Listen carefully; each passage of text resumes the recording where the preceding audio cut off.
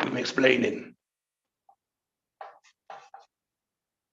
about assets against liabilities. Now, many of us believe that our house is an asset. Some believe the car is an asset. Some might buy gold. And now today, everybody's running after crypto. And I'd like, within the chat box, if anybody can let me know if any of those things I mentioned are an asset or a liability. Which one of those, first and foremost, is an asset, whichever you see? Or if any of you could list any assets. Because we also run for stocks, we run for shares. But depending on the economy and interest rate, so depending on the economy and interest rate, your assets are affected. Also, there's global disturbances, like we see with the war in Ukraine, the war in Israel, war in the Middle East. These are things that are affecting commodities. But those who invest in war, they hardly lose. And this is the time now where the United States, England, and other countries are pumping money into Ukraine, but also it's for a purpose of investment. Because those who did their research should be aware that Ukraine is the center of germ control, Ebola, AIDS, and even this so-called, new virus will go around, we are mutated. So Putin has been bombing many of these bases that America is funding, and they deny it openly on TV. But Trump already with Q and the military, they have found information which the American government tried to destroy, but it's there online. With Hunter Biden and others investing within the industry of Ukraine for energy.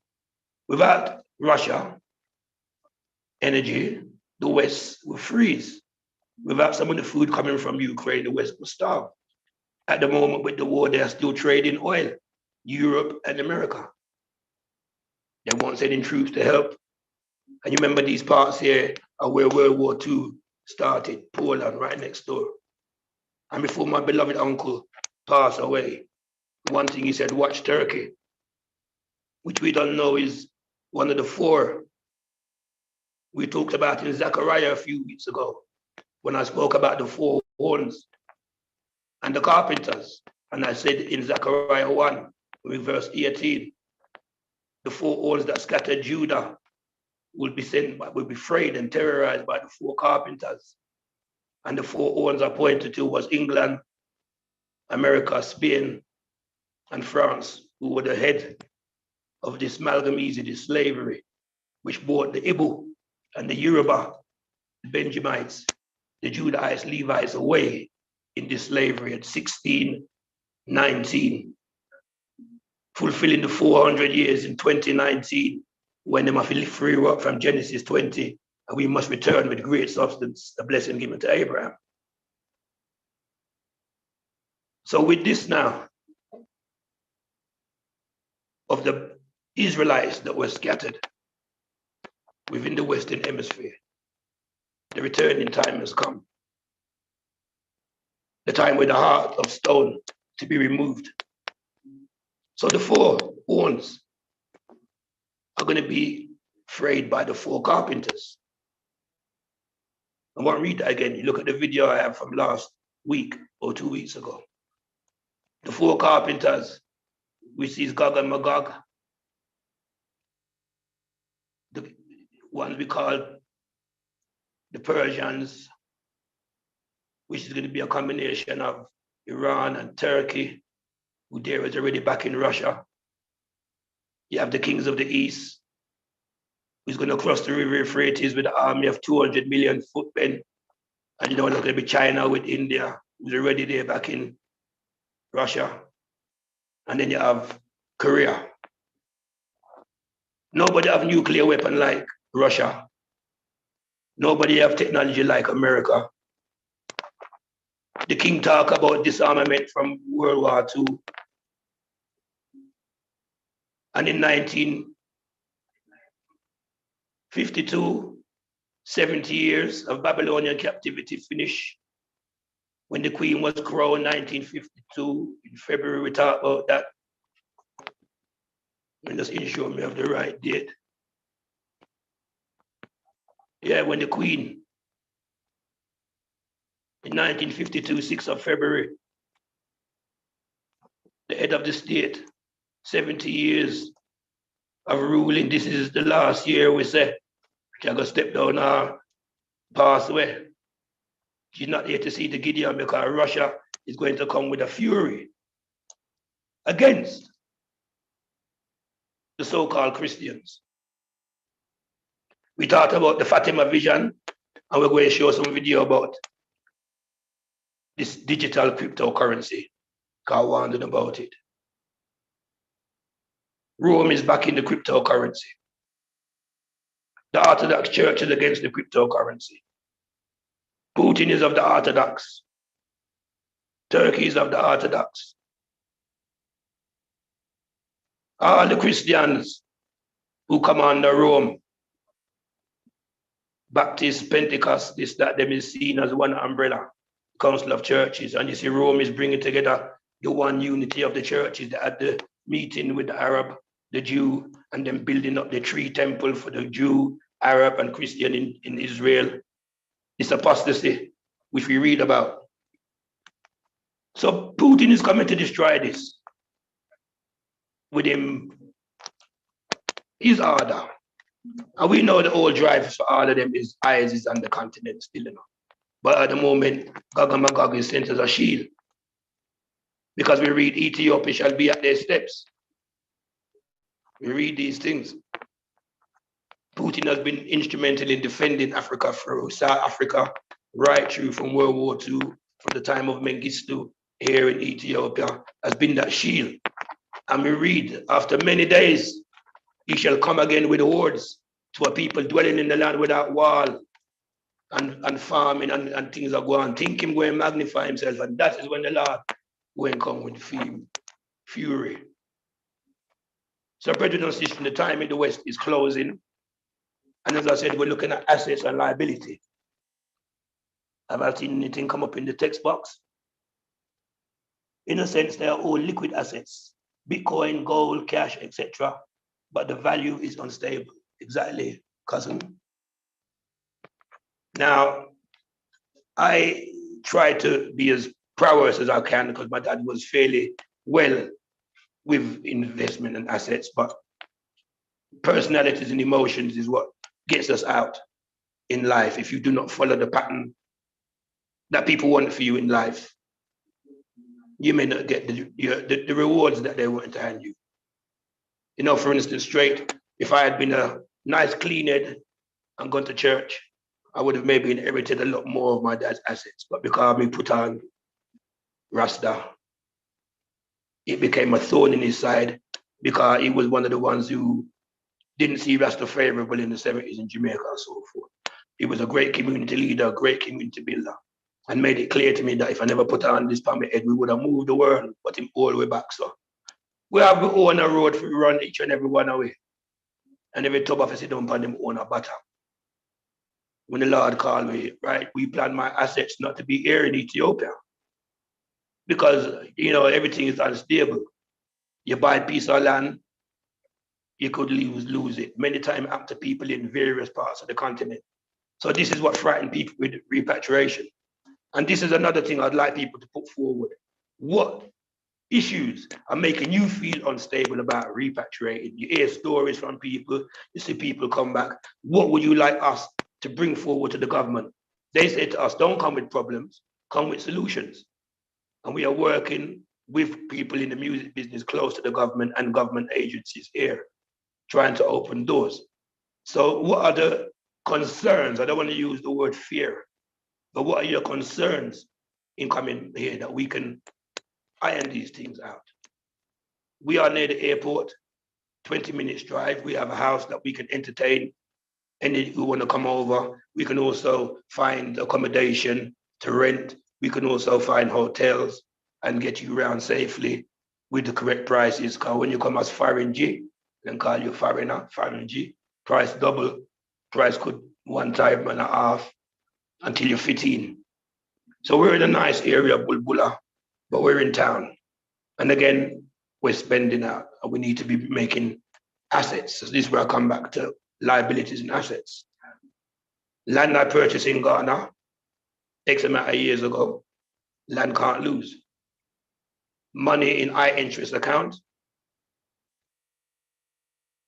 they would encourage you in Europe to put money in ISA, to put money in different government bonds. These you see has been unstable based upon the economy. Now let me give you an example. I go Ghana X about a year ago. I put in a portion, and at the time it was 3-1. So over a period of time now, 10, 15 years, that would have grown at 17% every 3 months. Now, England and Europe was not offering them kind of interest. They were talking about 12% to me at the time for an ISA, and you get that yearly, 3%. So I said, what, me give you £100, and at the end of the year, you give me £3? I said, no, I'm going to put my money in the continent. So it was 17% every 3 months. It's a good thing, nice government one. It's fairly secure if it fall, because it's not private, the government have to back it.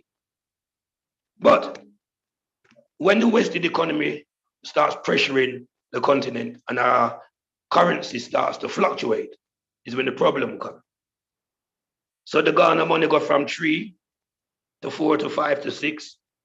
To by time now it reach, even though it grow, it is 9-1. So even when I put it in when it was 3, if the economy of Ghana had stayed stable and that had stayed at even 4 or 5 or 6, it wouldn't be too bad, but 9. So the money don't really grow, but it's been there, but it's still an asset. So now it's best to take these things, put into business. So I wanted to go there and start my business and use that to springboard to Ethiopia. So we put an asset down, but man proposes and the Lord disposes. I was not willing to take the juke seed to go down there. So I was forced to come to sort out my asset, which we have also in Ethiopia, which is going through, but I was going to leave that till after to stabilize. But the Lord said, no, that's not my plan for you. You have to come to Ethiopia. And if in chance you go for deal with that asset there, you go deal with it. But no, the work is here. So in being here, one of the great things that we come across is land that we can franchise. Land that we can franchise as diasporans and local Ethiopians, and we will work it in conjunction with the diaspora and Ethiopians. This is a farming franchise or shareholding franchise. I will put the web address in the chat for you to read at your leisure, but I will go through the website with you all just now. On Monday, I have an appointment to go to the office, which is in Addis Ababa, to discuss more. And few family members are highly interested in investing in this project. It is a rough project where you would put in £1,500. You would purchase your piece of land, which is, I think, a hectare, which is 7.5 acres. This will be farmed for you, or if you're in the country, they would teach you how to farm. That's another aspect of it. These products are products that are used locally and nationally. They have supermarket and they're looking to build up a chain where they will be distributed. And they have a base in Addis Ababa at the moment. And it's been running for a few years. There's been a few investments of people that I know that have turned around. And the great thing about Ethiopia, you got crops every 4 months. Even though you got 3 months of rain, you have 3 or 4 different seasons within 4 months where you will have crops. So every quarter or so, you get a 50% yield back on your investment, whereas your initial asset will always be there growing. So unlike a house we are taught is an asset, but really it is a liability. Now, in the Rich Dad Poor Dad made it clear, anything you have to spend out on and it's costing you, it becomes a liability. If you have a house that you bought and you're renting this house or a group of houses and the house is paying for itself and the profit you are living off of, then now the house becomes an asset. But if you have bought a house to live in, you have overheads, you have mortgage, even if you've covered your mortgage, you still have taxes, you still have overheads, you still have upkeep. A car, even worse. Bitcoin and crypto, there's nothing backing it, as I keep telling you. It's based on hysteria. It's based upon selling, buying, and gambling.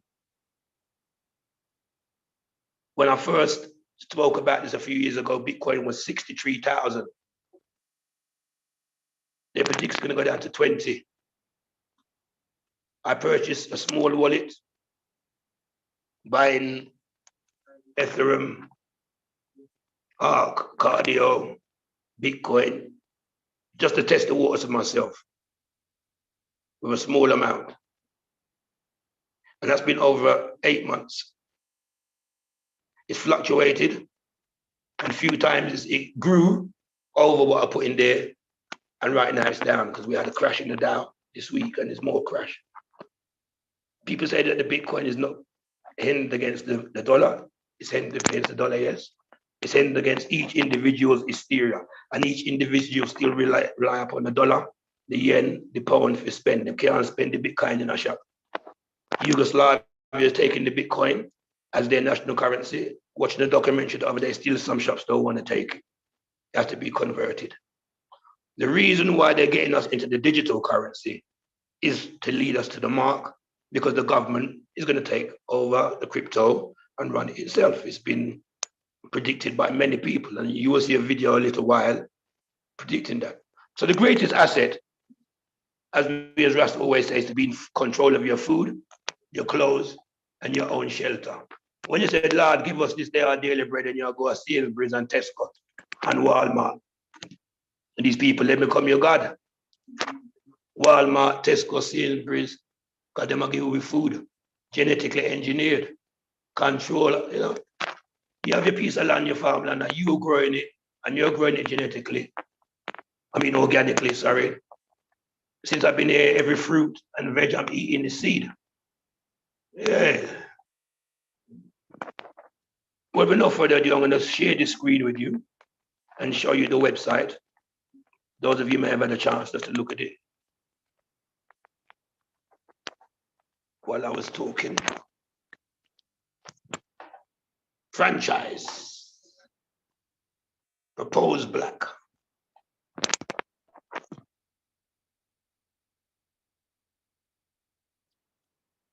Okay, here we go.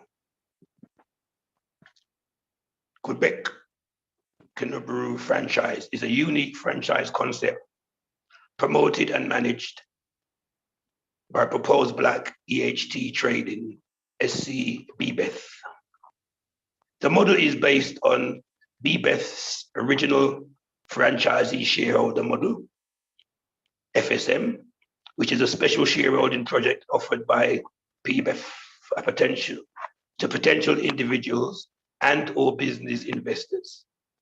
The distinct FSM program provides an excellent opportunity for investors to invest in PBETH and receive maximum return as compared to ordinary shareholding model.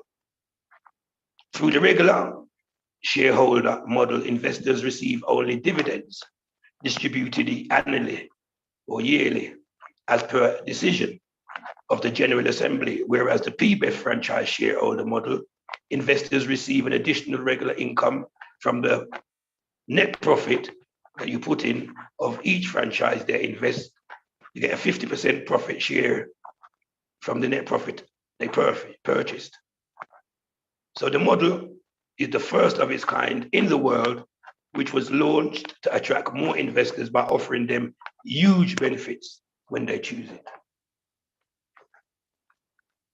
So as Keith wrote here, interestingly, the principle behind valuating Bitcoin is similar to one behind the dollar. It has not real value, but is based on perceived value. As long as the people believe it has value, it will be in demand. However, it is not backed by anything. Just think about America. There's a national debt of tens of trillions of dollars. The dollar is basically worthless. Yes, thanks for raising the issue. Love the key. Yeah, so hysteria. And there's no such thing as a free lunch. Another thing I always say to everyone about the Bitcoin is I'm flirting, is that you put your money in and it's a long-term investment. Don't touch it for a year, 2 years, 3 years. The more you leave it, the better it grows. If you get jumpy and decide to take your principal you put in out, then you are penalized with great charges, nearly the amount of the money you put in, so it does not become viable for you to take the money back out once you put it in. Now you'll see grow up and down, up and down. You say, oh, don't watch the market. When it crashes again, is when it's better because it's going to grow again and so forth. By the time the market crash and the government takes over the crypto, you will have to receive your mark. You will have to receive your mark to receive your cryptocurrency.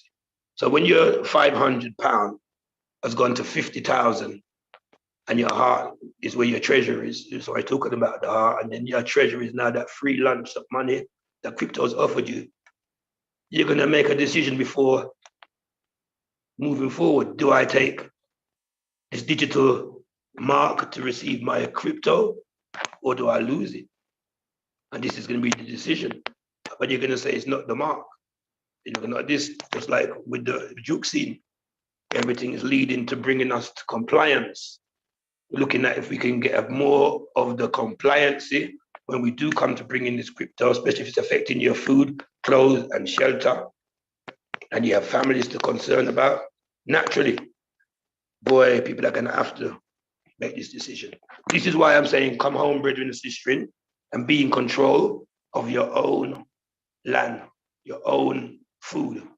So we look back in the vision to see economically developed, influential, and respected bank community in the world. Mission: leverage technology to create an economically developed, influential, and respected Black community in the world. So the goals: helping Black farmers to produce globally competitive products and get fair prices for their products, and the process of the empower Black people economically. This is the shop that they have in Addis Ababa, where you can go and buy the produce at the moment, which they actually farm. It's reducing youth unemployment. It promotes a diaspora investment, selling products at a fair price and stabilizing the consumer market, promoting export and increasing foreign currency earning, facilitating agricultural technological transfer. Also, it is putting an asset at your fingertips, not a liability. So store types, again, is a shot of the show. Share purchase information. Authorized capital, 10 billion birr, currency of Ethiopia. Total number of shares, 100 million shares. Share per 100 birr. The maximum number of shares that anybody can buy is 10. Minimum amount one can buy is 1,000 birr, which again I think is about 1,500, which maybe 1,900 US. Maximum amount one can buy is 1 billion birr.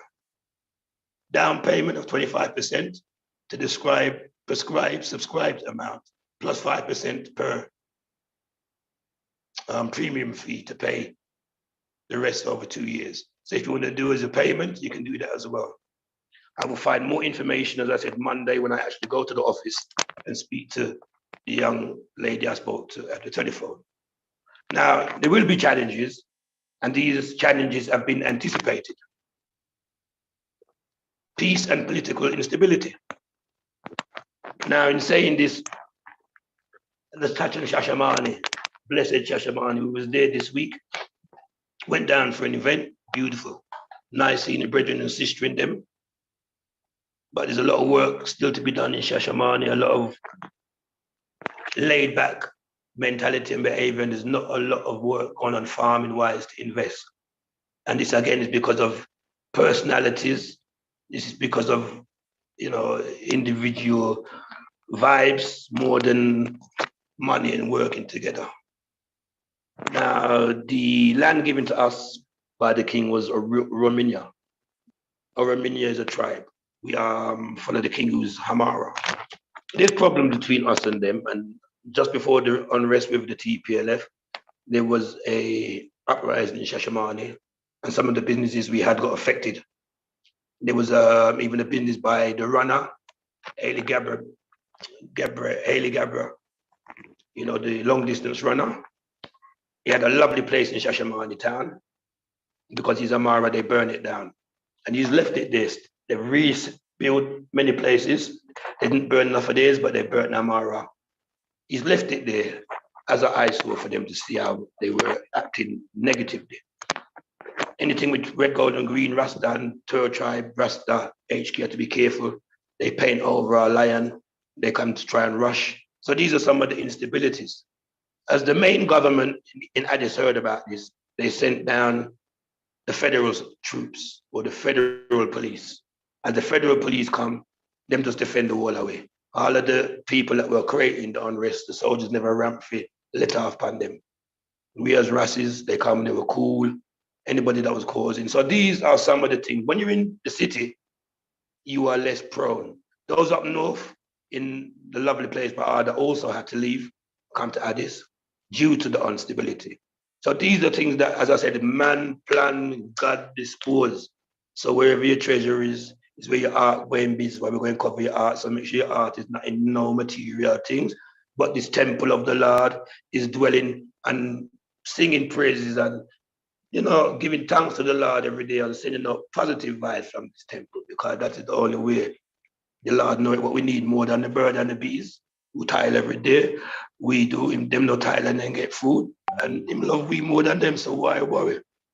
Yeah, so there will be instability. So this is why at the moment we're in Addis as well. It's a bit more easier to work. So anticipated challenges, peace and political instability, corruption and bureaucratic challenges. And these are the things what we said, come to us and tell us the issues that you think are challenges for repatriation and concerns. And one of them is going to be things to do with corruption and bureaucracy. We're facing to get our stuff out the customs. Kula is there and he's still getting little bureaucracy to get most of the stuff out of customs. Hopefully this week we pray to Exerbiel Amlak that power open the door for it. Because we've got, certain people working with it. But the corruption and bureaucracy challenges, land provision challenges, foreign currency shortage. One thing with Ethiopia, money can come into the country, but they don't allow money to come out. So money can come in, but money can't come out. You can invest. If you've got a company here, then it's different. To get an investor's license, we have to have an ID. You get a job here or you work in a big company, it's easier. Right now, the government has the Rastas on the line in the office deciding about ID. Many haven't got ID. A couple of our brethren have. They can start business with us because they now have the ID. And as I said, it's always better to start with somebody you know and trust. But if you're doing the business, remember, so nobody a friend, Even your friend and a friend, if you contract everything, even though it's a con in your track, but still have it in a writing because it still have some validity. Because when it comes to friend and friend, sometimes money is a funny thing. Yeah, so make sure you have things written. So foreign currency shortage, telecommunication and power interruptions. So now I'm running through my phone and I'm not using my Wi-Fi at home because it's more stable, even though you watch me through the computer, because the computer freezes every so often because of technology. So they're competing with freeze. Every so often we get power cut. Give thanks we don't have none at the moment so far. We get it up and down. Worse in the Shash. When the dam is getting more of its turbines running, because they're not all fully running yet, Addis will be a lot more stable. So with Shash, they said it might take 6-7 months before most of Addis is fully powered. But it's less than I see in Jamaica. It's less than I see when I was in Ghana. The shortage is less than I see in Gambia. Also, the great thing, Ethiopia has their satellite. Unlike many other African countries, they have their own telecommunication system, their one phone network. So we're more in control of security. So telecommunications and power interruptions. Cheap priced import products, like enough cheap things are here from China. There's quite a few good bits from Middle East, Saudi Arabia. There's quality things here. So if you want to come home, bring small things, bring things that are dear to you. Don't bring no big cooker and no big fridge. Tell me, say the quality of this and no big equipment. If you're a builder, be aware of the name brands you bring, but there's equipment you can buy here, and it's less hassle going through customs, less hassle going through all the payments of shipping. You may pay £150, £100 more, but you're getting the same things them here, less hassle. So don't think about bringing nothing too big. So, competition in foreign market, transportation and logistic challenges. The roads are a lot better here now, but in Chaka and them drive bad. And sometimes I don't know if you know the cheap materials these people use. The sun out on the road, especially the more further out you go, you can see little problems developing. So skilled manpower shortage. There's a lot of labor workers here, but technical is growing. The youths here are very educated. Those of you who've got your paperwork when you come bring them, a lot of our people are here teaching English, who's never taught before. If you bring your paperwork, there's a lot of work within the educational format, a lot of English schools here. Share market and sale challenges, shortage and reliability of raw materials. So when you're in the shop now, we see the same type of veg and fruits, variety of fish. So you have to get used to a change of what you're used to, but the basic necessities that you need to cook with, the seasonings, everything that you need is here. We find pimento, we go to Shashamane, we bring back thyme, we plant, we bring back some rosemary, we bring back mango, bring back cherry tree, all these little things we plant up into the lawn. But really we want with land, because if we keep paying rent, that is now liabilities. You keep paying mortgages, liability. You keep paying for your EHP of your car is liability. Anything going out is a liability. So I'm trying to get everybody in. Like I'm here, I can help out to help give people some more ideas, especially if I go Monday now to start this investment program. And I'd advise you, 1,500 is a lot, but it's not a lot. Some people are taking mortgage and all them things out for go put in a Bitcoin and they're gambling. The only thing you're gambling with this year is rain. And the Lord said, those who worship and show due love to him, he will give rain in due season. And let me tell you, Ethiopia never stop getting its rain. Right down the road, Sudan, all them areas there is no water. And this dam will soon feed them. If rain come, they will flood because there's nothing to protect the land. Because the nomadic life, all of those brothers of us called Ishmael who lived within Sahara, Kemet, Morocco, all of this Libya, them is nomadic. Them don't believe in look after soil, and they've eroded, just like they did in the Middle East, which was once the Fertile Crescent, Northeast Africa, by the lifestyle. They've eroded the soil, and they get desert now.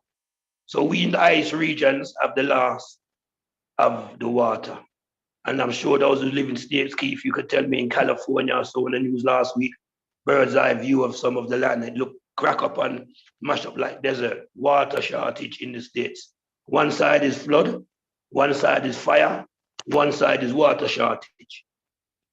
The earth in a madness. Mother is shaken, our mother, and she's, reclaiming our ancestors are coming in the whirlwind in the fire. And the whole of California no water. Egypt want to fight me for the dam. We have the last source of the water, so we have the rain and we have the water from the dam. So this franchise is a viable product. One, production or distribution franchise. 0.3 investment franchise. Then you have 0.5 job franchise. So there's 3 different types. Number 2 is again, conversion franchise and another conversion franchise. Financial projection assumptions. Now over here is not 12 hour, 8 hour. The people work hard, man. We see them get up early and then them not close them shop them till late. 16 hours, and we thought that was a bit hard, but that's standard for them. So when we are complaining 8 hours and we get 10 hours for doing this 12 hour, they must do 16 daily hours of work. Daily foot traffic, 100. Daily consumer spending, this is BER, 250 BER. Daily sales volume, 2,500. That's what they want to make. Monthly sales volume, 750,000 BER. Operation margin, 20%.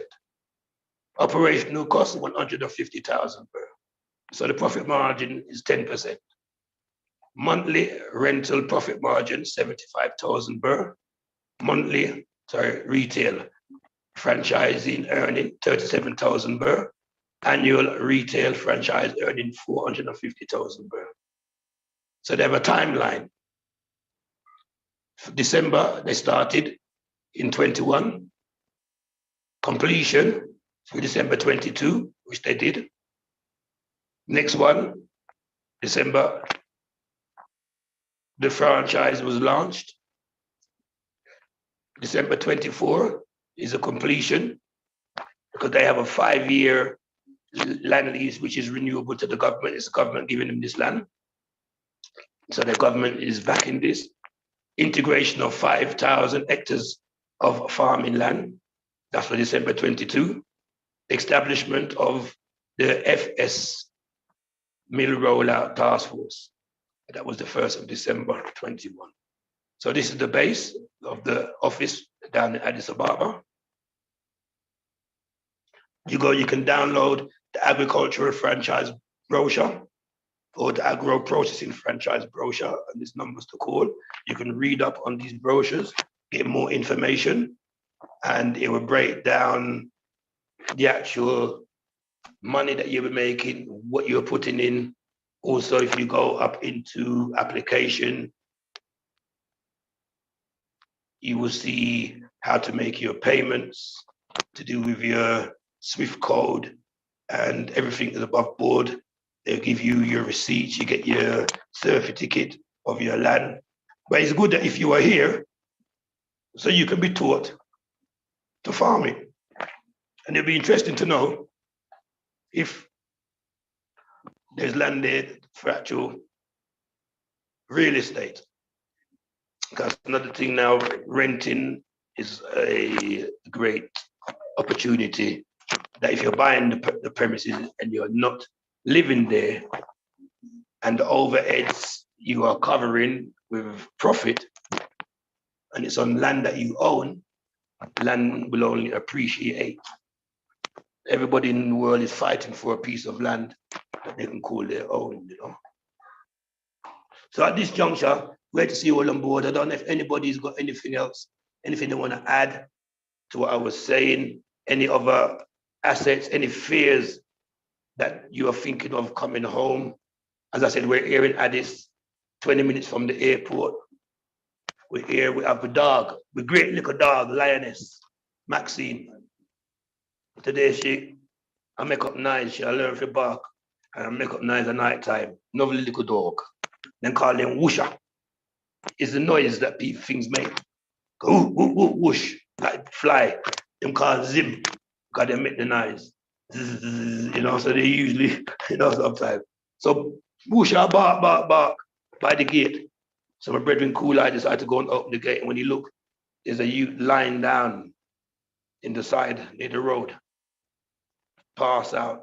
So him shout me, we got there, other people gather around, we lift him up, put him and put him by the side.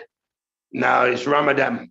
We just finished as Orthodox fasting for 50 days to represent the Passover and Lent to Christ.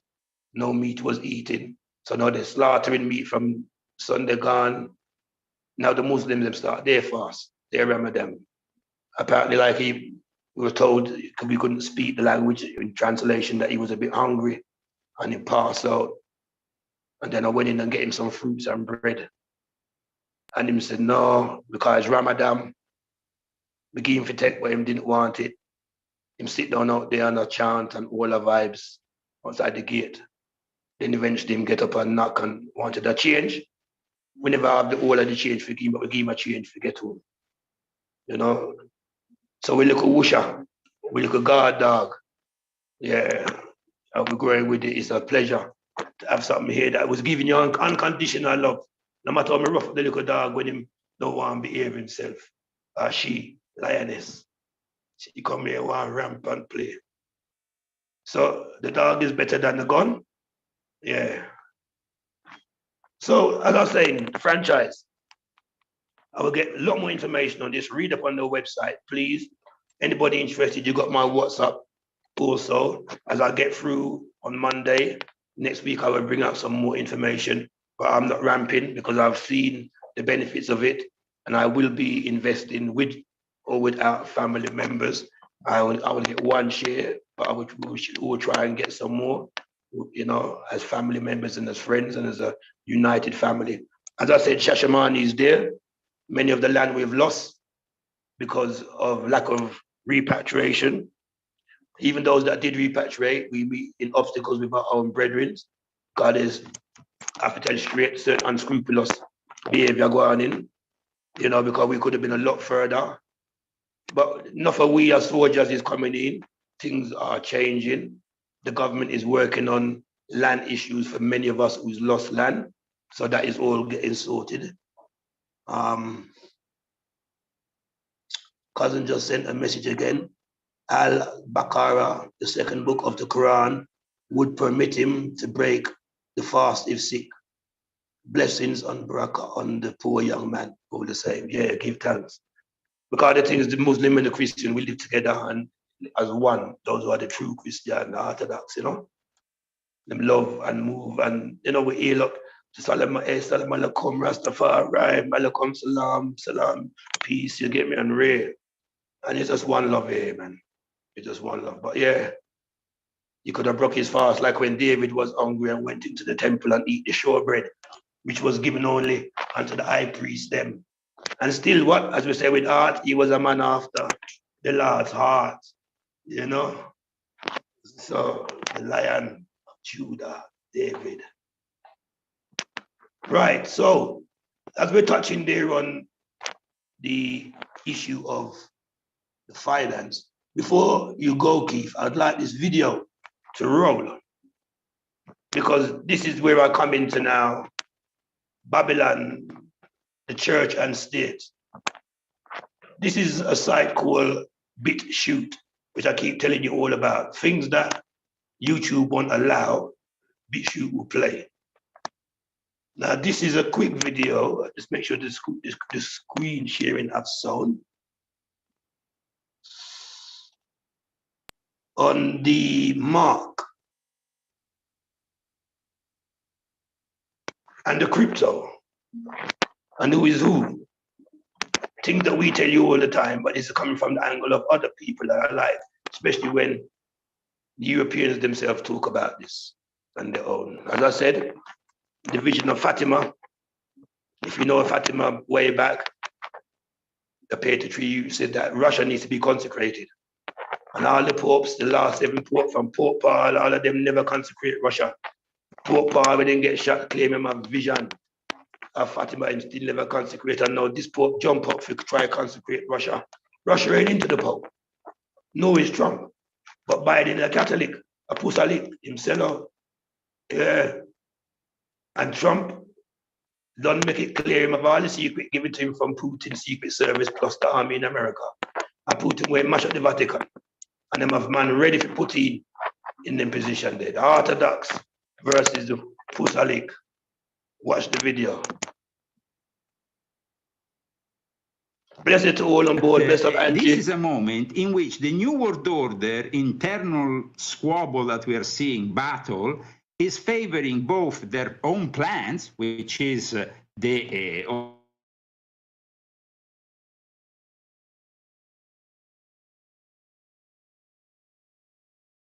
what we have seen in the last couple of years with the vaccines. Now they will do it with the war. You need to defend your civilization against the onslaught of this cancer of progressivism, liberalism, and globalist brainwashing. This is a life or death situation, no messing around. The prescription is 2 doses of InfoWars taken daily. Welcome back, ladies and gentlemen, to the American Journal. I'm Harrison Smith. My guest is Leo Zagami. He is an author with 12 published books based on a variety of subjects that range from history of the secret societies in the Vatican to geopolitical matters concerning the New World Order. He possesses intricate knowledge of the inner workings of occult secret societies as well as the Catholic Church. His website is leozagami.com, where you can find his incredible books, including his latest one about the Great Reset and the Great Reject, how we have to undo what has been done to us. Thank you so much for coming on, Leo. Thank you for having me on. As usual, Harrison, it's always a pleasure. Well, I felt like I had to have you on. I saw you were on with Alex on Sunday for a little while, and I thought, you know, I got to get Leo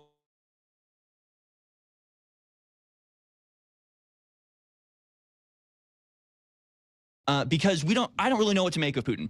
Because on one hand, he's painted as Hitler reborn, as the devil incarnate by the Western powers. On the other hand, you have a lot of people saying that actually he's a champion against the New World Order. He's an Orthodox, Christian that wants to refound the Byzantine Empire. So I don't know what to think about it. And I remember you had some really interesting insight into who Putin was and, what sort of drove him. And so I wanted to bring you on and hopefully have you share that with people. So in your opinion, who is Vladimir Putin and what is driving him? Well, Vladimir Putin is a complex figure because he starts his job in Germany as somebody who was in charge, of course, of Russian Soviet culture in Eastern Germany at that time as a cultural attaché, but in reality he was the head of the KGB there, and of course working with Stasi, which was the field.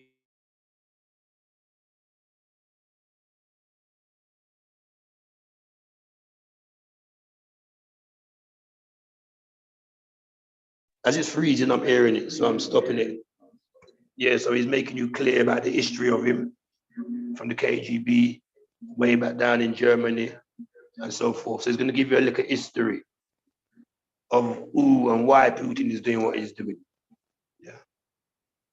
Then, of course, like I explained on Sunday with Alex, he goes through a choice in the 90s. He could have become a typical Russian mafiosi or either join politics and bring Russia on a new course, a new path of hopefully, in his eyes,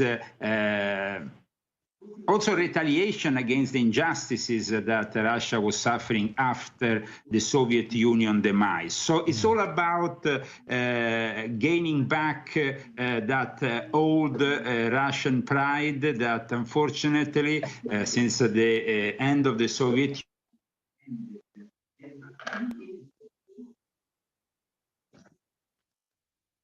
Yeah, just freeze this, so hold on. There you go. In this project, operating not alone, he's operating with China, a very close ally, and he is, of course, so he's there working closely with China. Listen, I'm gonna stop and start as we go along. Willing to really put us through hell because he thinks that we have basically done so many unjust things against Russia that in the end, this is the only way he can finally assert not only the dominance of Russia in his region, but also his with North Korea thing, them a good friend. Sovereignty, because the attempts that George Soros made over the years to dethrone him over and over again have made him more and so the Soros boys them trying to dethrone him. You see him there with Kim, and he's saying that the Soros boys them over the years who think they control the money have been trying to dethrone Putin. Different Illuminati families at war. Especially when NATO also expands in countries that, following the treaties and pacts that were signed after the end of the Soviet Union, should have never entered NATO. So he's a proud Russian. Regarding the Orthodox Church, he also has reconciliated, that was one of the first things really he did, to reconcile his old past as a communist with the Orthodox Church. This operation. All right, you see, communists, them say them are communists, but you make sure you renew what in links with the Orthodox Church. All right. Remember, he's a Kung Fu man too, you know, karate, judo man, very calculative. KGB man, very calculative. Yeah. Freeze. I roll on. Yeah. Roll on. Started as soon as he came into power in 1999 by really encouraging the Russian people to go back to church. So it's a little bit of a different kind of scenario from the Soviet Union, where religion and Christianity were persecuted. Right. He understood, thanks to his own relationship with the head of the Orthodox Church, which is currently the Patriarch Kirill, that he could have with the head of the Orthodox Church encouraging his people to go back to church. All right, listen. Have not only an ally, but he could also project something different outside in the world, not any longer a form of communism which is antithetic to religion, but rather a form of communism that includes religion. Now, in my freeze.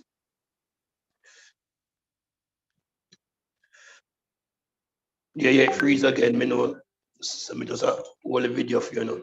Rather a form of communism that includes religion. Now, in my latest book that you mentioned, Volume 7, in which I also talk about the involvement of Vladimir Putin in the Great Reset, I explain how the Illuminati, when they built this plan, which is currently taking place worldwide with the Great Reset of Professor Klaus Schwab, when they built this plan originally with Adam Weishaupt, they wanted to actually get the people in the outside of the realms of their order to believe they were actually Christians and to believe that Jesus was actually a communist. Right. So, right. So you're hearing that the change coming is coming from Rome. Christ as a communist. I always said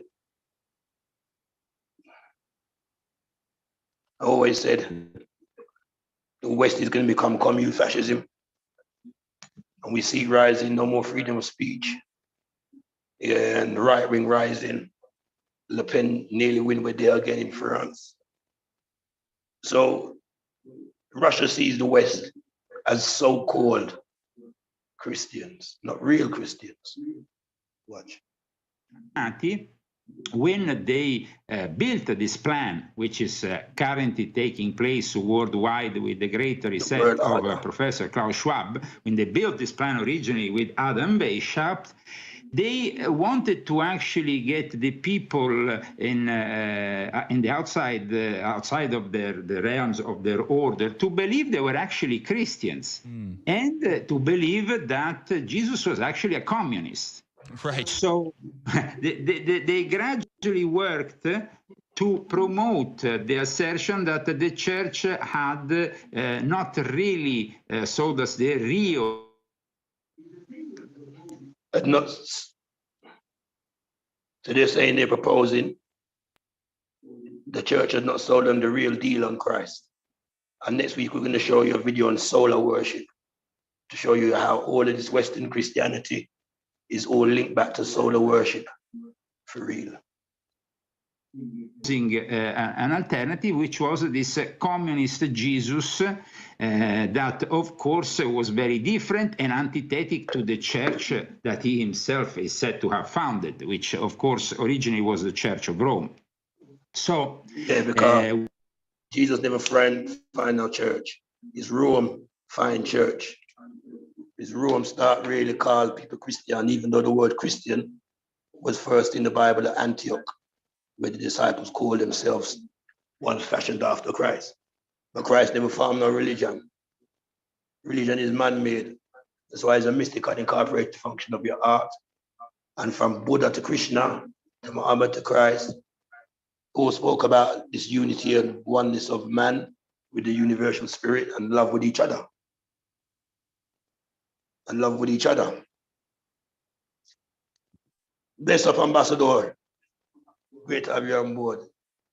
You did miss a little piece about the land, but the website is there, so you can link it up in the chat and see about the land investment that we spoke about. Yeah, so the communist Christ, where the Vatican are trying to push forward by Putin a fight against Roland. With Peter, his disciple. We know, though, that the Orthodox Church would not, let's say, take on board in the last decade some of the proposals of this new world order. First of all, the digitalization, the digital ID. Right. This is something that the Orthodox Church has fiercely opposed with. Right. See, so when I talk about the crypto and this digital thing, everybody's getting caught into and putting long-term investment.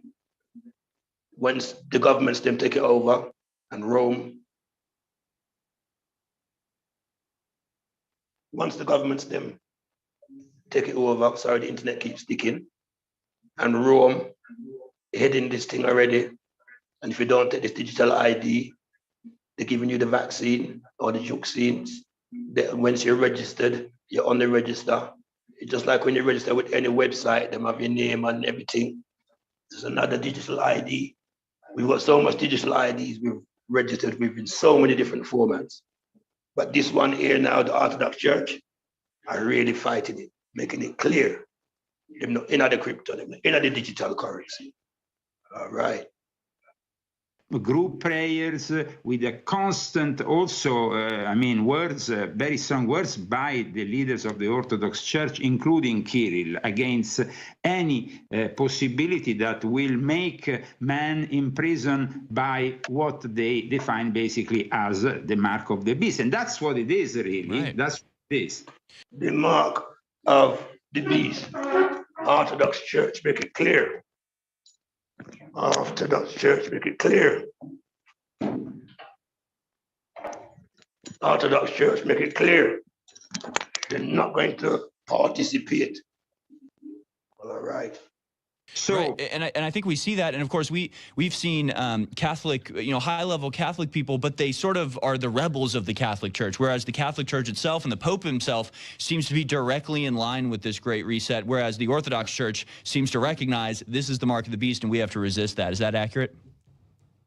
Yeah, the actual Catholic Church is fallen under a false prophet who claims to be a pope, and that is basically what's happening with this Jesuit pope who is promoting everything that is globalist, everything.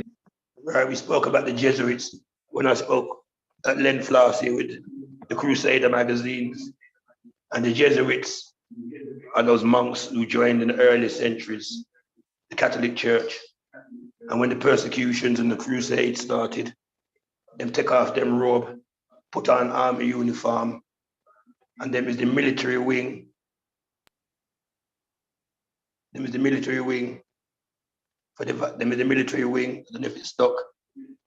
For the Vatican. Saying the Jesuits. And these are the people that run the Freemason, the Order of the Rose, the Restitution Community. So much different name. Roller.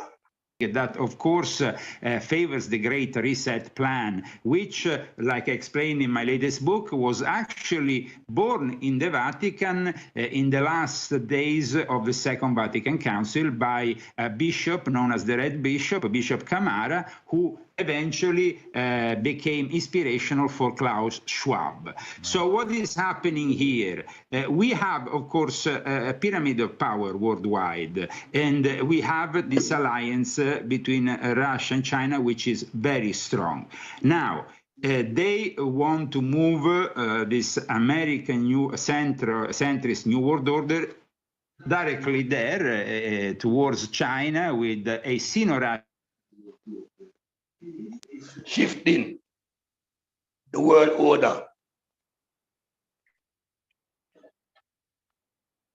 Shifting the world order from the west to the east and to Gog and Magog. This is the plan. We have this alliance between Russia and China, which is very strong. Now, they want to move this American centrist New World Order directly there towards China with a Sino-Russian New World Order. And this is, of course, something that the United States will initially resist. But however, if you think about it, at the moment, the United States has managed to get Nord Stream 2 close, right, which actually favors the United States in a way, because it blocks this important pipeline that would have made Germany further dependent from Russia. Right. So this pipeline, right, so I mentioned before, the whole of Europe is dependent upon it. And right now, Russia's turned around. I don't know if it's stick again. Russia's turned around and said to two countries, including Germany, they want their gas paid for in ruble. It's ruble in Russian money. See, not in another dollar, not in the other money. And the country, they must screw. And if they don't pay, even the West going to have to do that soon. They have to build up his economy about here trying to boycott his money, pay him for his things in his currency, or else you won't get it. Also the alliance of NATO through this war and all the rest. So at the moment, actually, it kind of plays in the favor of NATO and the United States, this whole war. Well, it is interesting, and you've sort of just there previewed so much of what I wanted to talk to you about. So when we get back on the other side, I want to talk about this story. As you just mentioned, CNN has this story. All bets are off if Putin slashes the West oil supply. So this may be coming on the cusp of the shutting down of Nord Stream 2. I also want to talk. Yes, cutting down of the oil supplies. They're taking down crucifixes and putting up pictures of Xi Jinping in their place. So what that's all about, the way the Catholic Church is playing this, and the cooperation between the secret societies and the intelligence community. Taking down pictures of Christ. You're listening to the American Journal with your host, Harrison Smith. Folks, we are going down the rabbit hole with Leo Zagami. LeoZagami.com is where you can go to buy his books, the latest of which is about the Great Reset and how we can reject the Great Reset and fight back against it. It's volume number 7. Of course, the topic on our minds now is Russia, Vladimir Putin, and where this conflict over Ukraine goes. And I do remember, I'm glad you brought this up during the break just now, but tell us about what comes after Ukraine, because you discussed this on Sunday with Alex, and now there has been some confirmation. InfoWars has the story. Has Lukashenko accidentally revealed Moldova will be invaded next? Belarus. Yes, so next invasion is on its way. Because any country that go and join up with NATO too close to Russia, Russia's not going to allow this. Eventually, America's going to be forced to make a move that they shouldn't make. Now, there's two things going to happen. There's going to be a big thing in America happen. Enough people are going dead. And there's going to be a London Bridge issue. Enough people are going dead. Soon. So be careful when you go to cities. And they're going to blame it on Russia to start something. So before the end of this year, some nuclear missiles are going to fire. The book talk about 6 months, and 6 months man being terrorized by mosquito, a fire from them tail, seeing and beasts that look like lion. And these war machines the prophets were seeing. 5-6 months of war. Coming to that time, Daniel's last week. Yeah. In the midst of the week, I tell you, say 2019. I tell you in previous ones, 2019 Trump was heralded as some Jewish Messiah through the blood moons. And Golden Heights now is Trump Heights. And the embassy move to Israel and the Jewish worship restart underneath the mosque. And the midst of the week shall be desolation. That's 2022, the war starts from 2019. Then the man of peace are going to rise up, because you go and see what him say. Russia got put in one of them man in the Vatican. What you are going. Appears to have indicated Vladimir Putin's forces have plans to invade Moldova. And you predicted that, and I remember you predicting that, and here we seem to have some confirmation of that. What's behind this, Leo? Well, first of all, the fact that Moldova is not a member of NATO. And like I said also on the Alex Jones show, they are like, they have been like... Sneaking again, hold on. Sneaking again.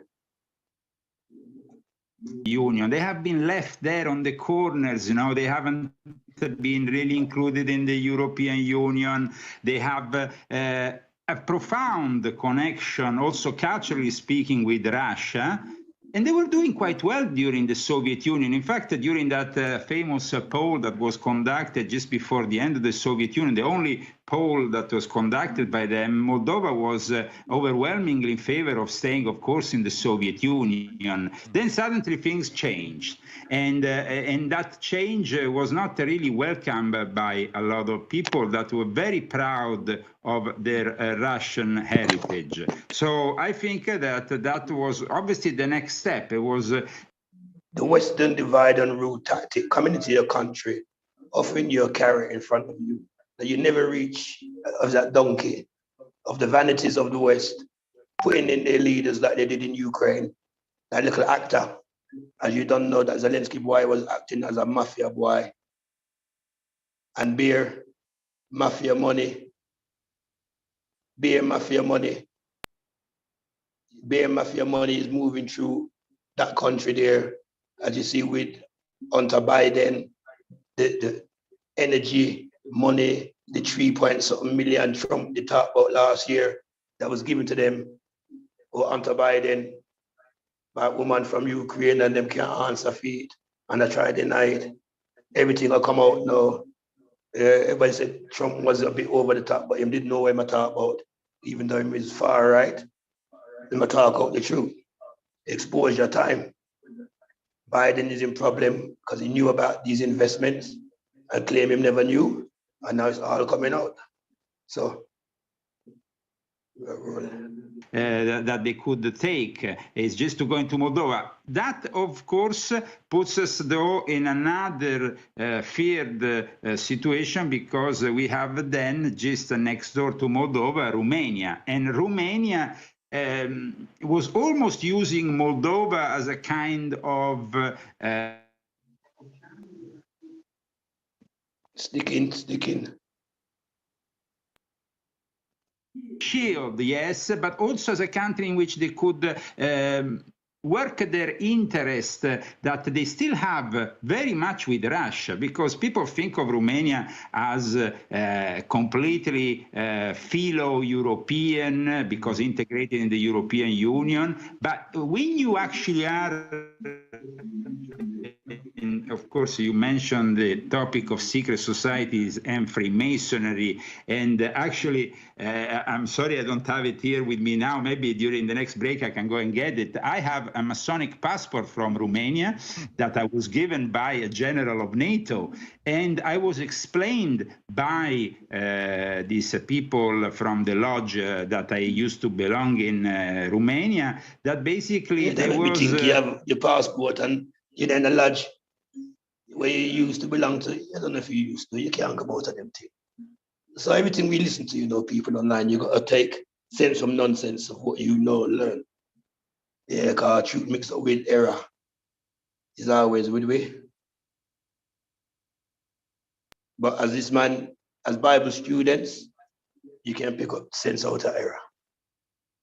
A kind of compensation room in which these generals who were closer to Russia will meet with the generals who were instead closer to NATO. So Romania is not really a done deal. They have taken a lot of money. They have become part of the European Union because of economic interest.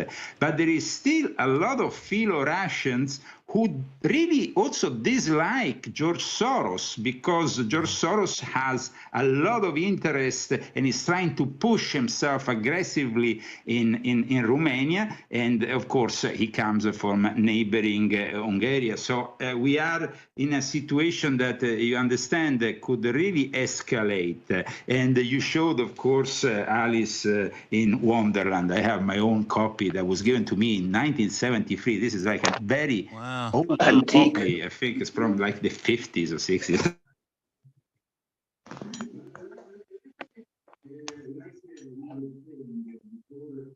Before we went into the break, the church, you were talking about the Catholic Church being controlled in China, and they made a deal in 2018 to make sure that the control was formalized. They receive a lot of money from China, and they started to also persecute Christians in China. So the Catholic Church and China, listen to this closely, please. Before we went into the break, the church, you were talking about the Catholic Church being controlled in China, and they made a deal in 2018 to make sure that the control was formalized. They receive a lot of money from China, and they started to also persecute Christians in China that opposed this deal with the state. The same can be said in Russia. We can say that that agreement between the Orthodox Church and Vladimir Putin made really the Orthodox Church into the official Russian state church. There is no... So in China, they're giving money to Rome to persecute Christians. Yeah, so in China, they've given money to Rome, and Rome's working with them to persecute Christians who don't follow Rome.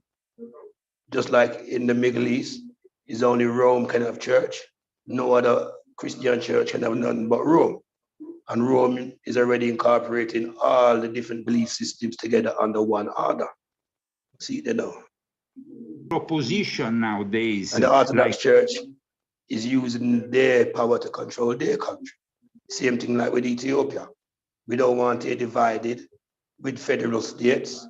We want it to run under the Orthodox Creed, under oneness.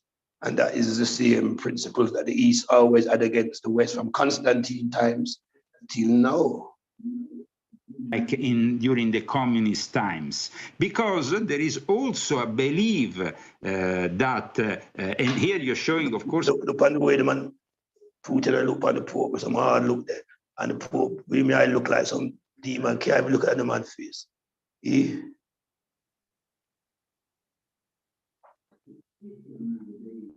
Like during the communist times, because there is also a belief that, and here you're showing, of course, Vladimir Putin with the Pope, because the Pope has a lot of connections with Russia. He's a Jesuit. The Jesuits were protected by the Empress of Russia during their diaspora. When they were kicked out of the Vatican in the 1770s, they actually ended up in Russia, even if it was Orthodox. Right. And the Russian Empire just said to them, we will protect you if you will nominate a Russian general for the Jesuits, a black pope of the Jesuits, that's how it's known, the head of the Jesuits, will have to be Russian. Right, so there we always hear about the black pope. Way back in Israel, when I grew up, they might say some man hidden in the Vatican who give all the commands. Just like the presidents are not the leaders. It's the men in the shadows. Same thing in the Vatican. So from 1700, with the Tsars and all these times when Rome was going through persecution, Russia offered the Vatican protection. And in that protection, it means that for them man have to rule in the Vatican. So you see it come right now. And they indeed gave that possibility to the Jesuits. The Jesuits gave that possibility also to the Russians. And from that moment onwards, there is a link there, a link that has never ended, even with the revolution. In fact, Stalin himself was very close to the Jesuits. You showed also the Patriarch of Russia, Kirill, who, like we said earlier, is opposing the digitalization process that will lead to the microchipping of the whole population, because in the end, that's what's happening here. And in fact, when they started to pass the vaccine passport in Europe, the Orthodox Russian Church opposed that. Right. They actually said it clearly. So there is here So you see, as I said, to those at the vaccine, leading to the digital passport, leading to compliance. The microchip may not fully be in the vaccine, but it's about digital passport, it's about compliance, it's about drawing you into a system that will be closed off with cash. And then you have to have your digital ID to keep you going, or else, which is going to be the mark of your fene. So the Orthodox Church is against that. Your farming land is important, brethren and sisters. Yeah, wake up, shake up. Of course, the microchipping of the whole population, because in the end, that's what's happening here. And in fact, when they started to pass the vaccine passport in Europe, the Orthodox Russian Church opposed that. Right. They actually said it clearly. So there is here of course, a veil of contradiction, because we see China as being completely controlling of the Chinese people. And of course, look up in there, China controlling the population. We see what's going on now. They've taken, you see what's going on now? They've taken the mask out away from the West. They've given you an ease to build up back the economy because they realize what's going on. But China is always the forefront of everything. And I'm sure you've seen China locking down Shanghai, many cities, where people cannot leave the city. They can't leave their house. Can't get no food, food I run out. And this is a shadow of what's coming to the West. They're working with a communistic mentality like China, controlling everybody, using a system of fear. They will not have to even blink an eye if they get tomorrow morning microchip, millions of people just queuing up a microchip, because that's what they do. China, that's China. China's got that control. And then you're using this new COVID rise, which is coming to the West. And then they've got such a system of, what's the word now? You can't pronounce the word. Yeah, but very, very authoritarian. Very authoritarian society. And the West is coming like that. Fascist, communist.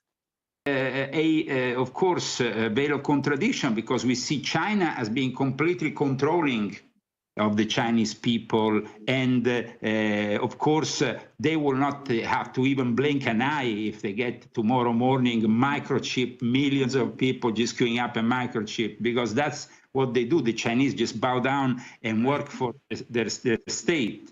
Russians, though, have a belief that something else is happening here. Right. They have a belief that we are in the end times. And so, yes, they want to go back. Putin wants to go back to the Soviet Union. So he wants to regain those borders, which would... Yes, autocratic society. Exactly. Russia does know prophecy, and they see we're in the end times. They see the West, who are Christians. They see the West. They see the West, who are Christians, living totally immoral. And let me tell you straight, that great division, and if anybody's blind and don't have eyes and don't want to see, Christ, one of Christ's signs at the fig tree, he says, in the last days, the world is going to be worse than Sodom and Gomorrah. And in Sodom, when the angel them come and Lot offer him daughter them, the man them said, no, we want them fresh man who come. They never want the woman them. So man, because man a comfy man, them never want woman again. They're going to leave from their natural desires, we read in New Testament, So the old Western church is bowed to this. The Apostolic Church, from time a boy I play with, and then them advocate man for marry man, man for woman, woman for marry woman, them can marry dog. The rest of the Western churches, I'm not speaking against this boldly enough. Not one of them get up on the pulpit and speak about this boldly. If they do, that leader is ostracized from that church and gone. Yeah. And the reason why the leader of that church, if he speaks against it in the West, is ostracized. Yeah. Now the reason why I emphasize this, the Orthodox Church don't deal with these things. Russia don't deal with these things openly. You know what I'm saying? They don't go on there. They don't advocate it. China don't advocate them things there. See, Africa don't advocate them things there. Most of the country openly. You get me? So, and why Ethiopia getting a problem is because that boy, the way him name Thatcher and him friend them. A couple of years back, one come to Ethiopia, one come to Lalibela, some holy church with them unholy self. And the church said, no, can't work so. So they appeal to the Ethiopian government. And the government said, if the church said, you can't come, you can't come. From that, Ethiopia start to get some negative news because you don't know Biden all about man who is woman, woman who is man in a parliament. Obama, the bomber, is the first man to put the funny boy them in the army and free up them in enough thing. The man them thief with rainbow flag. Where the Lord give it for show that he will not flood the earth again. And the boy them take it. Till now me here in England, the whole of the zebra crossing, that used to be black and white representing the zebra, now turning a rainbow color. What a thing. So it's like the whole people in the music business, the film business, the politic business, they might deal with things unsavory, not seasoned up properly. So the Orthodox come to give them a beating. They say them a Christian, but them a Greek can. Yeah, real Orthodox, them know the thing. And we don't tell you the Rastafari is a function of the heart. Yeah, don't know Jesus Christus. Through his majesty come show with the way. So we know, so we have that guide and that direction through the king. Man, we see his hopes and aspirations crumble before him. And he said we must study secular knowledge. And once we study secular knowledge, we will know the need for a prime mover in our life. Yeah. And him glorifying the teachers of Christ. He glorifies in the Bible. He glorifies in the teachings of Christ. And tell us to read our Bible, a chapter right there. Yeah. Roll on. Dangerously bring him also to a confrontation with NATO if he moves forward into the Baltic states. Yeah, I think this is the big question: is Vladimir Putin and the New World Order, are they just playing off of each other, but they're going after the same goal? Let's say this: the New World Order. This is the kind of concept I was discussing yesterday with a friend of mine that you all know, guys, Sean Stone, the son of Oliver Stone. We were having a chat yesterday morning, and he said, no, the New World Order is only a British-American thing. I said, no, the New World Order is like a car. It's actually like a ship. You can change the crew, put another flag, and the ship continues going. Right. So it's like we need to understand that. So the ship is the same ship with the same destination, just a different pilot. There's a different captain. There's a different captain, but the same ship with the same destination. World War I, scramble for Africa. World War II, a plan to sit down to divide Africa. World War III, another war for who's going to be the winner to get Africa. But the earth is the Lord and the fullness thereof. Yeah. This is a moment in which the New World Order internal squabble that we are seeing, battle, is favoring both their own plans, which is to eliminate 3/4 of the population of the earth. They are doing it through the biological warfare, no? That we have seen in the last couple of years with the vaccines. Now they will do it with the war. Right. It advances all of their plans: the depopulation, the schisming, the destruction of nationality. Absolutely. With the vaccines, with war, with famine, with depression, with heartbreak, with people who want to take them life. People want to take them life. Man's heart in the last days when feel for fear. Yeah. Absolutely. We'll be back on the other side with more from Leo Zagami. Don't go anywhere, folks. Short commercial break. LeoZagami.com is where you can buy his books. We'll be right back.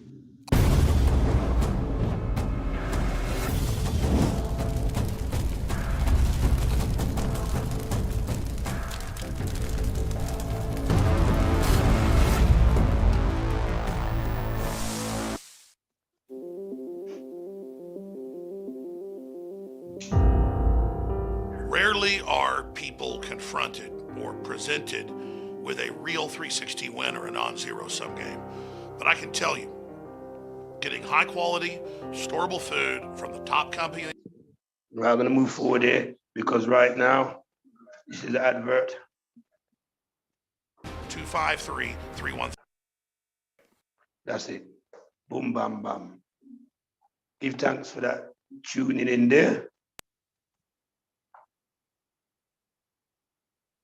Stop the share there. Yes, my lords. It's time for the tuning in there.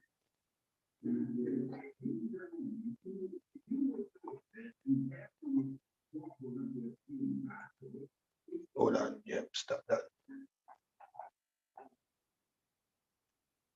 We see the order. Everything is set. Everything in play. The armies of the world line up. The food shortages, the world in turmoil with weather unrest. Them say, India, I see on the news today, jump from winter to summer, not a spring. And then blame it on global warming. Not a spring, it's a spring past spring. Yeah. And the people, them are pour water for themselves, them are fan, the heat all a wave. Yeah. And what the sun say in the last days, the sun are going to get hot and burn man in the skin, you know, of the mark of God. And what is Asia known for? You see a movie online, YouTube, called Shocking Asia. So look up that movie on YouTube, Shocking Asia, and you will see the disgusting things that took place there and why that country is now condemned. When you go to the shops, the Indian and Chinese, anywhere you go in the world, many of you will see little eagle, a cat, a dog, an elephant, or something. No. It's a little blessing in them shops, so they get prosperity. And when you look in Shocking Asia, it's those shops are blessed by the lady boys. They go around and give the special blessing. The boy, them will dress up like girl and go on like girl. Them come and burn them incense to them gods and bless the shop. If they don't do that, your shop not get no blessing. So all of these gods, you know, and all these beliefs and these images and these practices that are man-made, We just know it's a function of the heart and love.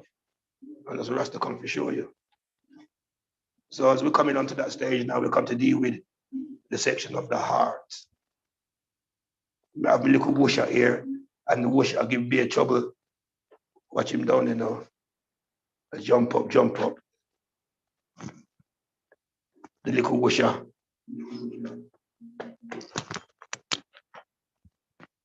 So we run him outside. He's only allowed in this little piece in the studio. And outside, look, if it don't fix up, you go outside. Excuse me a second, because the dog is young and he loves to play and we have to go outside. Out.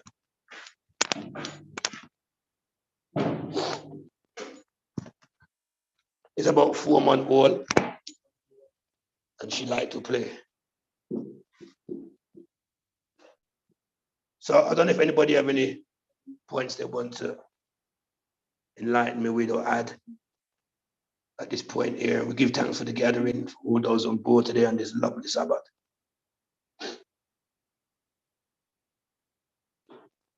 But last week, we talked a little bit about the political situation in Ethiopia.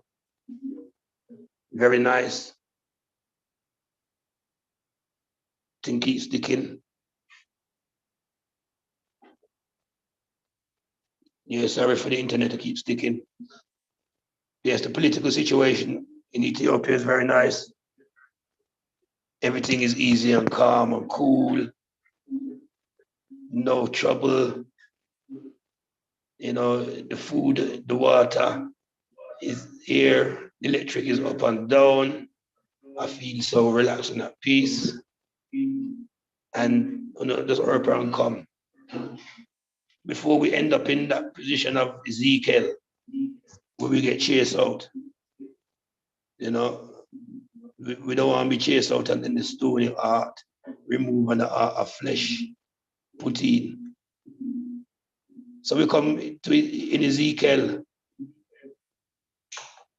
20. If you have your book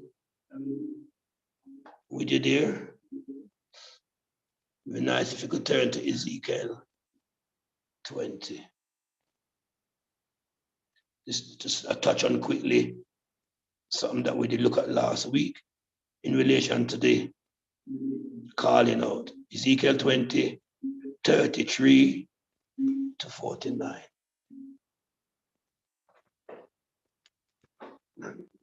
It's all right there, easier for me. Right. I don't know if anybody want to read Ezekiel 33.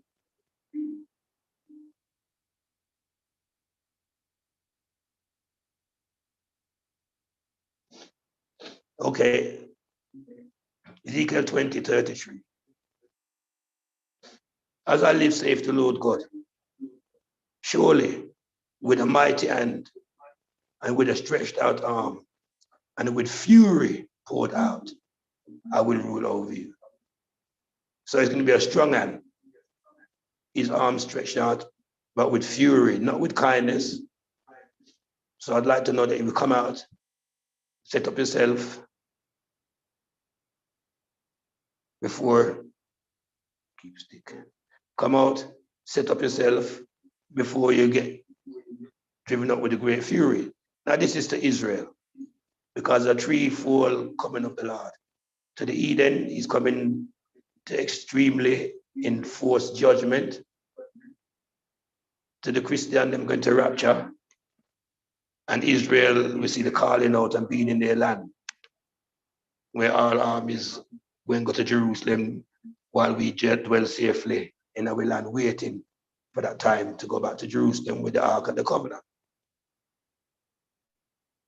So he says, I will rule over you, and I will bring you out from the people, and I will gather you from out of the countries wherein you are scattered, with a mighty hand, and with a stretched out arm, and with fury poured out. And I will bring you into the wilderness of the people, and there will I plead with you face to face. So it's out in the cold, in the heat and the wilderness, from all of the countries. This is not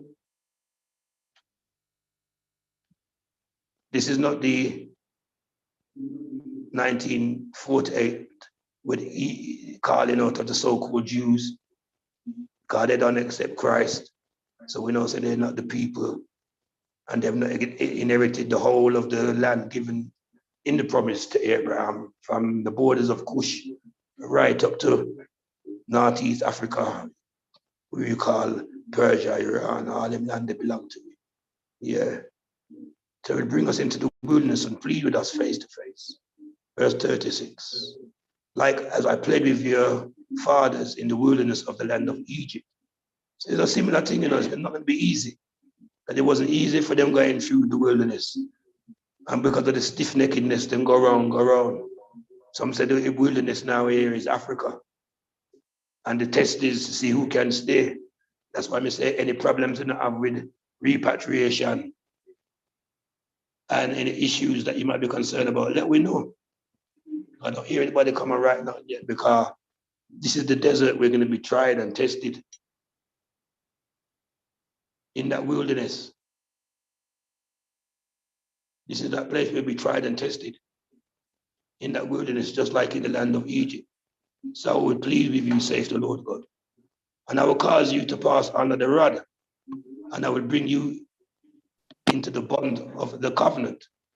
So it's not easy. It's under the rod, too, I always talk about the rod, even in Revelation. And I will purge out from among you the rebels and them that transgress against me. So the wheat and the tares must grow together till the time of harvest. So there's rebels who come and the land spit them out and then run back and talk about them see giant, like when we spy out the land of Israel in the days of old.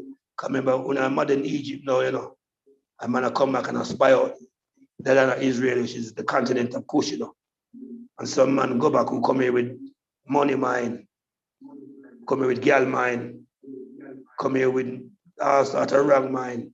Just like enough man join Rasta for music, some join for herb, some join for woman, some join for the Lord, some join for the woman, some join for herb, some join for the Lord. So the wheat and the tares must grow. So when people come here now in the wilderness, he will decide between the good ones and the rebels. And I will bring you, where is it now? Into the bond of the covenant. And I will purge from among you the rebels and them that transgress against me. And I will bring them forth out of the country from where they sojourn, where they live, and they shall not enter into the land of Israel. And ye shall know that I am the Lord. So the rebels, them now go make it. They will come and some will drop out, some will leave. And it's not always the ones who is here go and make it. The first shall be last, and people go and come in last with them things and them can be first. So no European come in with the things the book said. It's not the race, not for the swift, not the back for the strong, but we have patience. And many has been here a long time. Many has been here a long time. Many has been here a long time, and them stagnating the work. So as many go and come in with the good heart and help set up this thing fast, because Africa awaits its creators and creation, those of us abroad. The youth and the people in here may be educated, but they're not street educated. They still know wise to the full folk tongue, but me know say one thing with Ethiopia, they're proud, and there's not a lot of Eurocentric behavior here, not heavy business, like in other parts of Africa. Yeah. So you enter in the land and you shall know that he's the Lord. And we know that here. Every morning, evening, you hear the praises from the Orthodox or from the Islam church. They're praising the Lord and he's going up to him in the heavens. Like the angels continually around the throne. You know, they are praise of Satan and they sing about honey, I love you. And Empress, you is divine. Like we do it, I do it a yard. Though it is nice and lovely Empress. But they praise the Almighty. They will praise the Almighty, even though, you know, the Empress is divine still, and the reflection of we. But the praises here is continually, and you know the presence of the Lord is here. And 39, it says, as for you, O house of Israel, thus saith the Lord God, go ye, serve everyone is idle, and thereafter also, if you will not hearken unto me, but pollute my holy name, if you will not hearken unto me, but pollute ye my holy name no more with your gifts and your idols. For in my holy mountain, in the mountain of the eyes of Israel, saith the Lord God, there shall all the house of Israel, and all of them in the land serve me. They will accept them, and they will require your offerings, and your first fruits, and your oblations, and all your holy things. And I will accept your sweet savor when I bring you out from the people and gather you wherein ye have been scattered, and I will be sanctified. See? So we don't see our first fruits will be there. There will be, you know, cattle, there will be lamb, there will be things that will be offered unto the Lord, and it's Ethiopia fat cattle, fat with fruits and veg. So he bring us from a people where we've been scattered. And I will be sanctified before you, in you, before the heathen. And ye shall know that I am the Lord, when I shall bring you into the land of Israel, into the mountains. You see, this is the highest region, the mountains, not flat. Like Israel have a few mountains and plains. This is the highest region, you know. Eventually we will go out the land when they call Jerusalem, but Israel is a nation. And Africa is a part of the land of Israel. Man, if they study them history, they will know. Yeah, so verse 42 again. And ye shall know that I am the Lord, when I shall bring you into the land of Israel, into the country for which I lifted up mine hand to give to your fathers. And there shall ye remember your ways and all your doings, wherein you have been defiled, and ye shall loathe yourselves in your own sight, and all your evils that ye have committed. And ye shall know that I am the Lord. Man, not gonna believe again. Man, not gonna know when I have wrought with you. For what? My name's sake. Not for yours, not for my sake, not for money's sake, because all of us is filthy rags. It's only one who was found righteous. Yeah, and that was the Christus, not even Buddha, not even Krishna, not even, yeah, we don't know it was the Christus who revealed himself in the Memphis Kudus, the Holy Spirit, Majesty, the one who was given judgment, the Comforter. Yeah, so it's for his holy name's sake, not according to our wicked ways, nor according to our corrupt doings, O ye house of Israel, saith the Lord.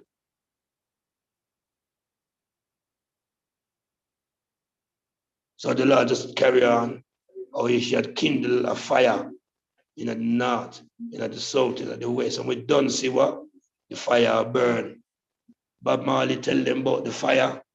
Capleton them come on and blaze up some more fire. And you know, the ancestors, them still not stop on the fire. So we see in Ezekiel there, and we can go to Ezekiel 38 and more of Ezekiel. So if we go to Ezekiel 38, 1 to 14, again we have a calling out. And again is the art. Because the Lord said he's going to remove what? From us the art, because we don't see the art, which is the problem. And we know from the beginning in Genesis, the Lord hardened up his heart because of the wickedness that was going on in man's heart. When man rebelled and the giants them come upon earth, and every form of imagination of man that was taking place, that was the time of Atlantis. If you read about the time of Atlantis, and these times when there was great civilizations, man get themselves corrupt. Anytime civilization get too high, them start get corrupt and then they come to an end. So we see it here now. So Ezekiel 38. Just try to roll out, find that. Computer taking time. The calling out and the changing of the heart.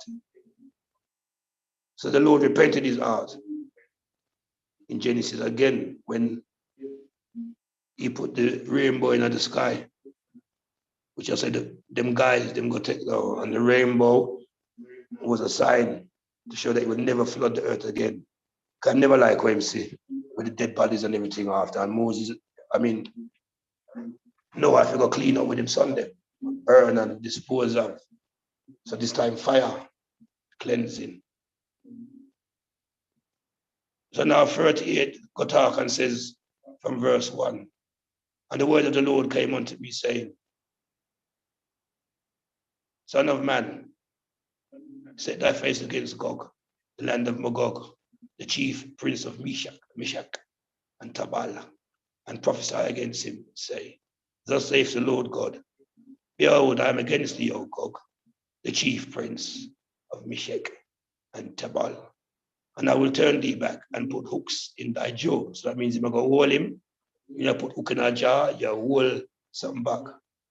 And I will bring thee forth with thine army and horses and horsemen, and all of them clothed with horses of armor, even a great company with bucklers and shields, all of them holding swords. Persia, Ethiopia, and Libya, with them, all of them with shields. Goma, which is Turkey, I mentioned earlier. And Persia, as I say, which is Iran, and them country there.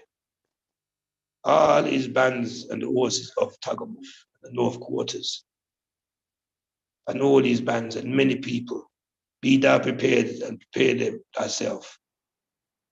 Thou and all thy company, prepare thyself, that are assembled unto thee, and be thou a guard unto them.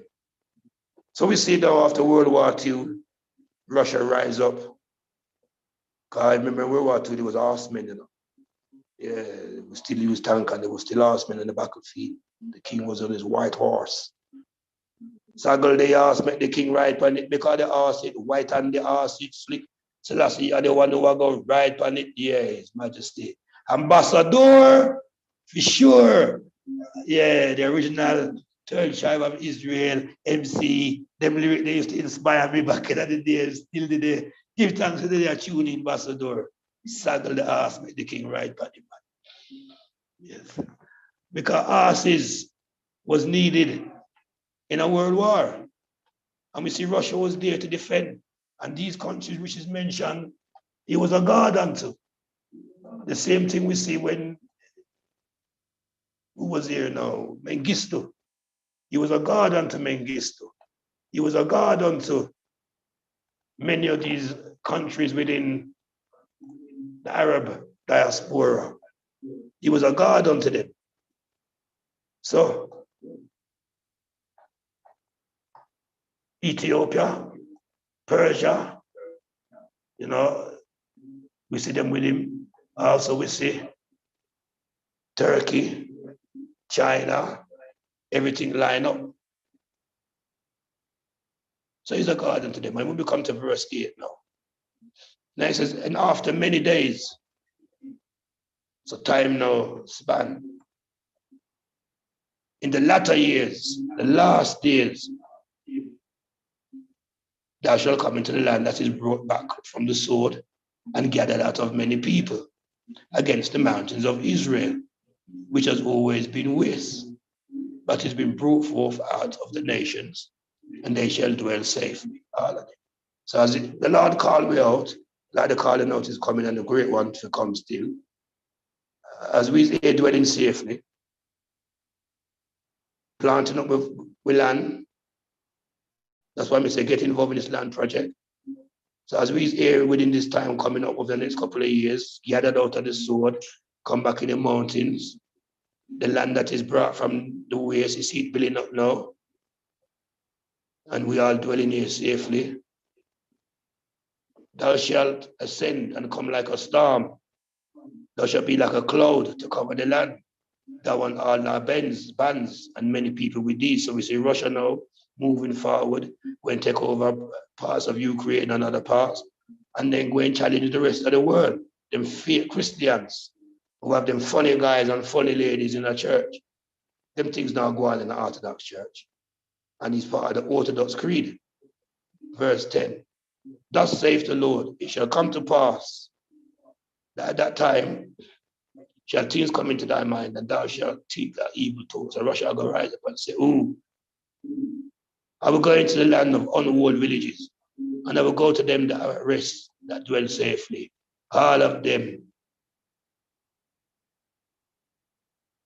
dwelling without walls, and neither have no bars nor gates, and to take a spoil, and to take a prey, and to turn thine hand upon the desolate places that is now inhabited, and upon the people gathered out of the nations, which have gotten cattle and goods, and dwell in the land of what?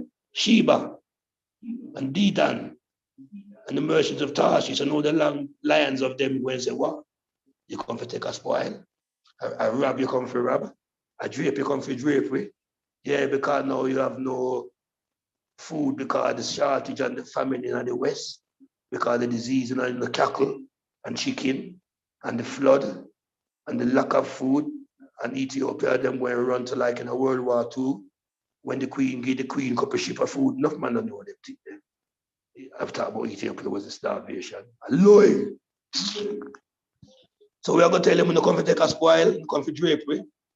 They've been gathered out of many companies to come to take a spoil, to carry silver and gold, and to take away cattle and goods, and to take a spoil. Verse 14. Therefore, Son of man, prophesy and say unto God, thus saith the Lord God, in that day when my people dwell safely, thou shalt not know it. Or I should say, shalt thou not know it? Because you go and know it, because you go help with it. And then thou shalt come from thy place out of the north parts, and many people with thee, all of them riding upon horses, a great company and a great army. And thou shalt come against my people of Israel and a cloud to cover the land. Big army are going to come down. And it should be in the latter days. And I will bring thee against my land, that the Eden and the Sheden may know when I shall be sanctified in thee, O Gog, before their eyes. Thus saith the Lord, art thou he whom I have spoken of in the old times by my servants, the prophets of Israel? So this is, the Lord making it clear that this was spoken of from the prophets. So this is not just coming from our mouth. The Bible is not left to no private interpretation. The prophets spoke about these times. They spoke about Emmanuel coming, bringing us together, and spoke about the judgments. And Emmanuel came and he verified these prophets and the judgments they spoke of. Yeah, so these was prophesied by the prophets. And I will bring thee against them, and it shall come to pass at the same time when Gog shall come against the land of Israel, thus saith the Lord God, that my fury shall come up in my face. For in my jealousy and in my fierce and my fire have I spoken wrath. So fire again. Surely in that day there shall be a great shaking in the land of Israel, so that the fishes of the sea and the fowls of the heavens and the beasts of the fields and all creeping things that creep upon the earth and all the men that are upon the face of the earth shall shake at the presence of, at my presence.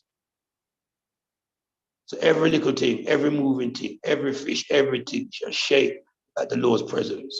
And the mountain shall be thrown down, and the steep places shall fall. Every wall shall be brought to the ground. And I shall call for a sword against him throughout all my mountains, saith the Lord God. The sword should be against his mother, against his brother, and I will plead against him with pestilence and with blood, and I will rain upon him and upon his bands and his army. See, this is against Gog and Magog, what the Lord shall do when he bring them. And upon the many people that are with him, with the other armies that join him, and an overflowing rain and a great hailstones of fire and brimstone.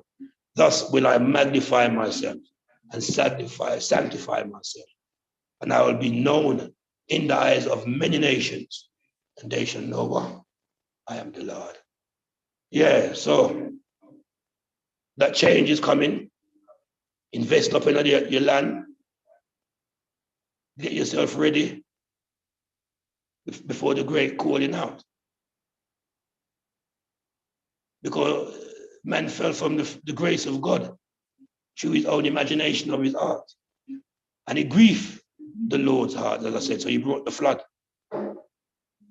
But then when he repented of his own heart, he pleased him not to flood the earth again, so he brought the rainbow. The Lord also knew Abraham, and he knew he had a good heart. And at one stage we read, when the Lord told Abraham he was going to be with child at an old age. And what did Abraham do? Abraham laughed. Laugh in his heart. And the Lord didn't know that, you know. Yeah. So if we look in Genesis 8,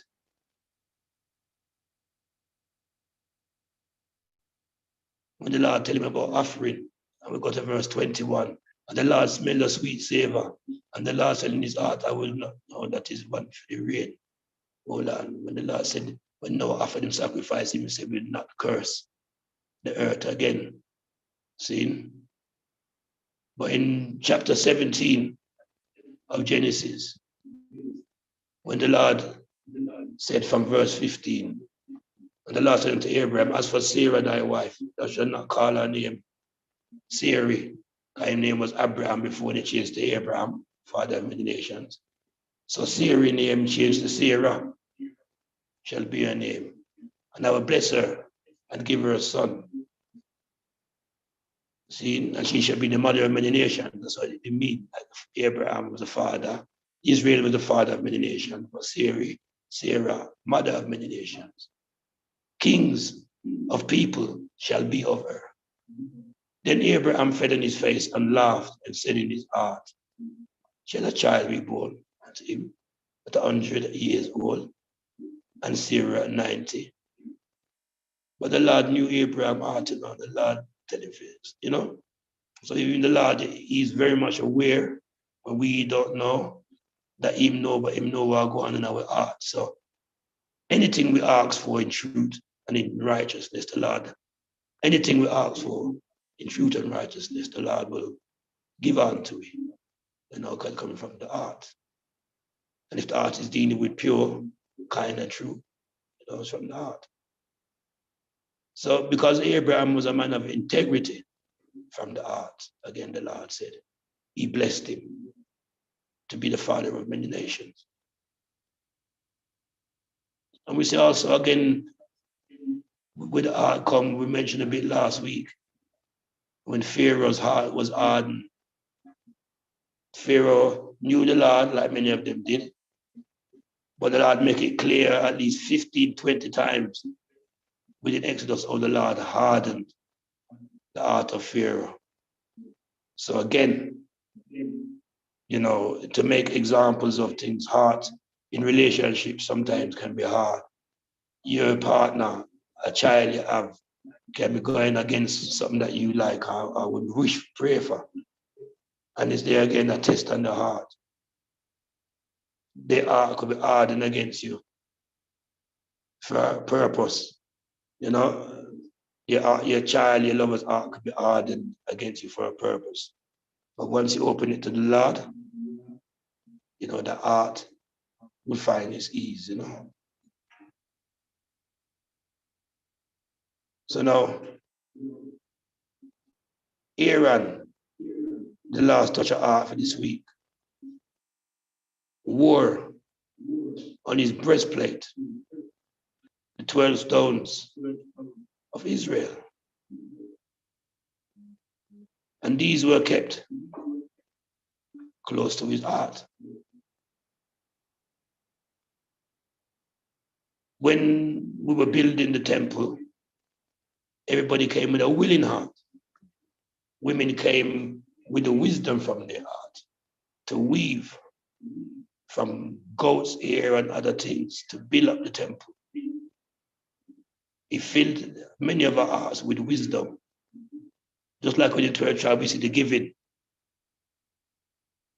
Many things that within Israel was done, many things from Israel was done with a willing heart. All of our HQs, everything we buy across the world from donations from the willing heart. So it becomes sad when we come to Ethiopia and we don't see the progress that we wish for. But it is coming, brothers and sisters, everything within time. Because it's not about the money, because if too much money did come down here on the wrong minds, it would have turned another Babylon. So this is why I see maybe the Lord has delayed and weeding out through the wilderness until those with the right heart come. I remember Ethiopia is bigger than Shashamane.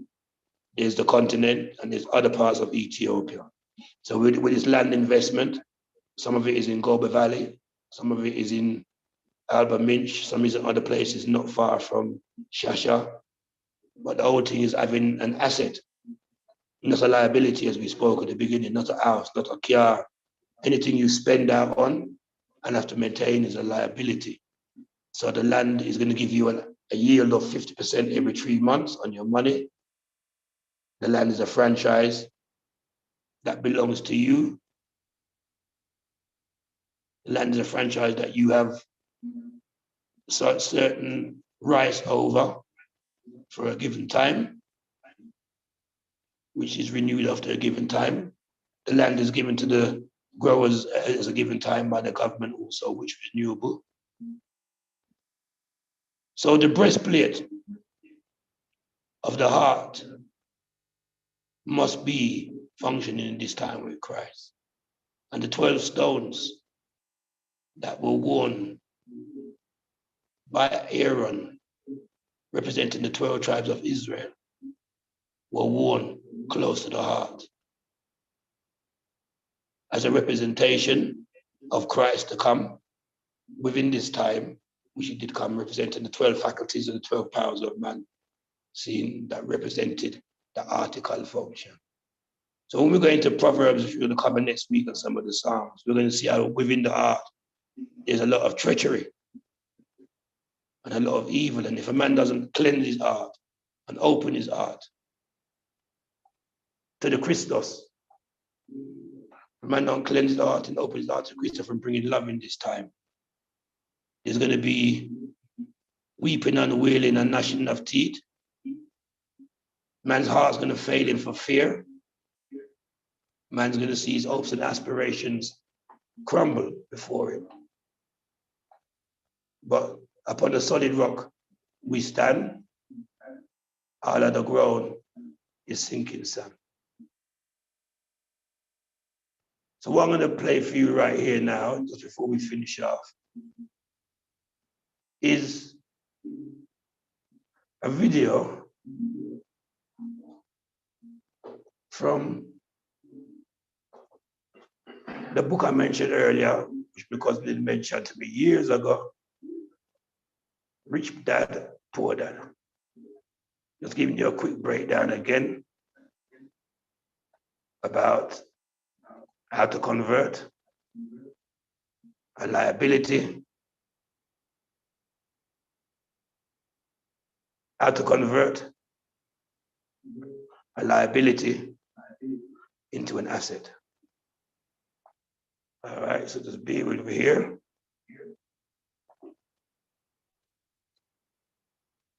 I'll give thanks for the gathering. As I said, anybody got any questions, anything to ask about reparation or repatriation, anything I want to put in the text box, any fears that you might have, anything you want to know more about repatriation and what you need to have. Again, I put in the type box the franchise link to the land, and I'll be going to see them on Monday to get some more information and to start my own investment project in that farming, which will be distributing food not just to Ethiopia, but to other parts of Africa at a fair price. Difference between an asset and a liability. But remember, man plan and God mash up, But food, clothes, and shelter is something that we always talk about. Food, clothes, and shelter is always something we preach about. So we get involved, rolling.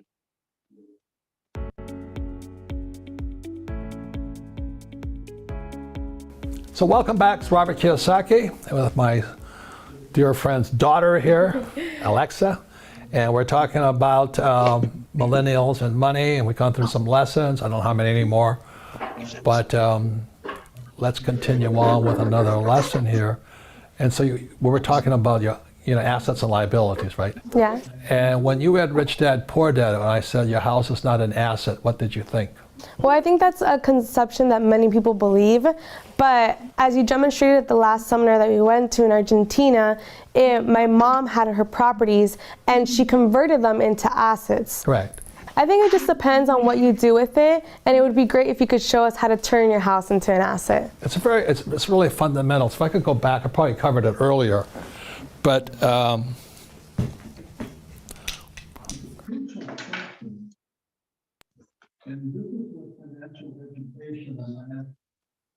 Okay, sticking ever so often. So I'm going to just stop it and come back for you. Question, and this is what financial education and financial literacy really is. Again, it starts with a financial statement. And I would say probably 95% of all college graduates don't know what a financial statement is. You took an accounting course, right? Yeah, I did. I know you did parts of this. But I say to young people like you, there's 6 basic words to financial literacy and financial education. And the 6 words, again, are income, expense, asset, liability. See, I don't really care about my FICO score. A FICO score just basically registers, are you trustworthy with? A FICO score to us in the UK would be called a credit score, to see if you're credit worthy. See? All right. Here's a credit score. In the UK, just to see if you're credit worthy. Okay. Borrowing money. But a bank will never say, I borrow in the hundreds of millions of dollars. A FICO score not going to get me there, okay? And so it's kind of a ruse. I mean, it's important, but not for me. So these are the 4 words, income, expense, asset, liability, and the last 2 words are the words cash flow. And that's why the game is called cash flow. And the secret to being rich is not a college education, but can you control cash flow? And this is what cash flowing looks like. So this here, I need this, income, expense, asset, liability. Again, this is, you get a job. And this was my poor dad, go to school, get a job, get your PhD. And so you got your income, you got your expenditure, you got your asset, and you got your liability. And I'm going to explain all total costs. Sorry, I must have lost you there. You got income, expenditure, your asset, which is bringing you money, and your liability, which is costing you money. So we grow up, we get a job, go to school, get education, get a job, blah, blah, blah, blah. And that's the trap. So he's going to break it. The job means just only broke, or just only bearing. See? So this here is cash flow. So the income comes in and it goes out this way. First line of expense is tax. So this is a poor person's cash flow pattern. It's not how much money you make. Most people, I don't care if you have a PhD or no school at all, but they can't control the cash flowing out through their expenses. And so that's why people like Susie Orman say, cut up your credit cards, live below your means, because you're a spendaholic.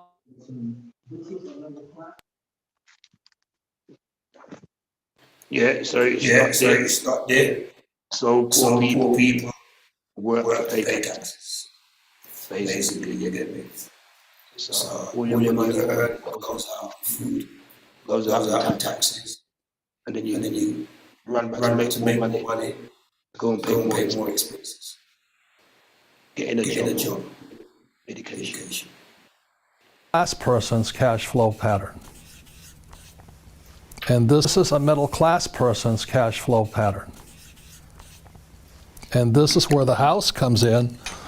They, first thing, most kids do when they get pay raise or that, they buy themselves a bigger house.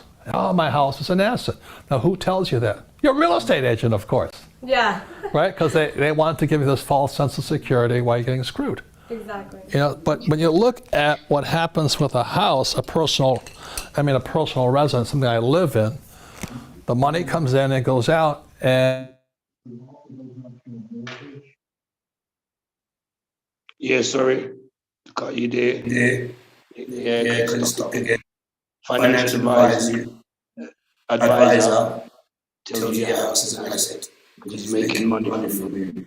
He's going to explain the house to live in, whether it's an asset or not. mortgage payments. Oh, but I don't have a mortgage. You still have taxes. Money comes in and goes out, and this is middle class, but it also goes out through a mortgage payments. Oh, but I don't have a mortgage. You still have taxes. You still, Hawaii just raised the property taxes on me, which is probably what I'm going to sell. I'm going to get out of Hawaii. But you have taxes and you have upkeep. So money's always flowing out. So that's why your house is not an asset, is because it's taking money from your pocket. So very simply said, assets put money in my pocket, liabilities take money from my pocket. And then this here is, so I'm not saying don't buy a house, but here Yes, stick again. He's giving you an example now.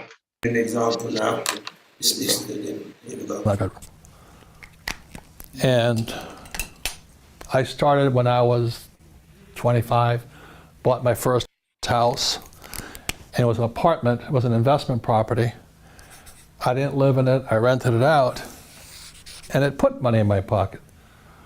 So very simple, the definition of asset and liability is not the house or this, it's cash flow. Where is the cash flowing? So as a young person, and to all millennials or if you're old, financial intelligence is the ability to control cash flow. And that's what they don't teach you at school. They tell you to go to school, get a job. First thing is tax. You'll pay, most of your money will go out through taxes in your lifetime. And then they tell you to buy a house and a car. A car is an asset. No, a car is a liability. You got insurance, gas, upkeep, and all this.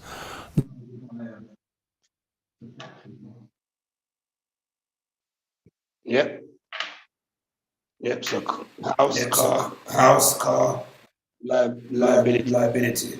Unless insurance, gas, upkeep, and all this. Now, if you buy a taxi car, it could be an asset. It's cash flow. And that's very simply it. So this is a poor person.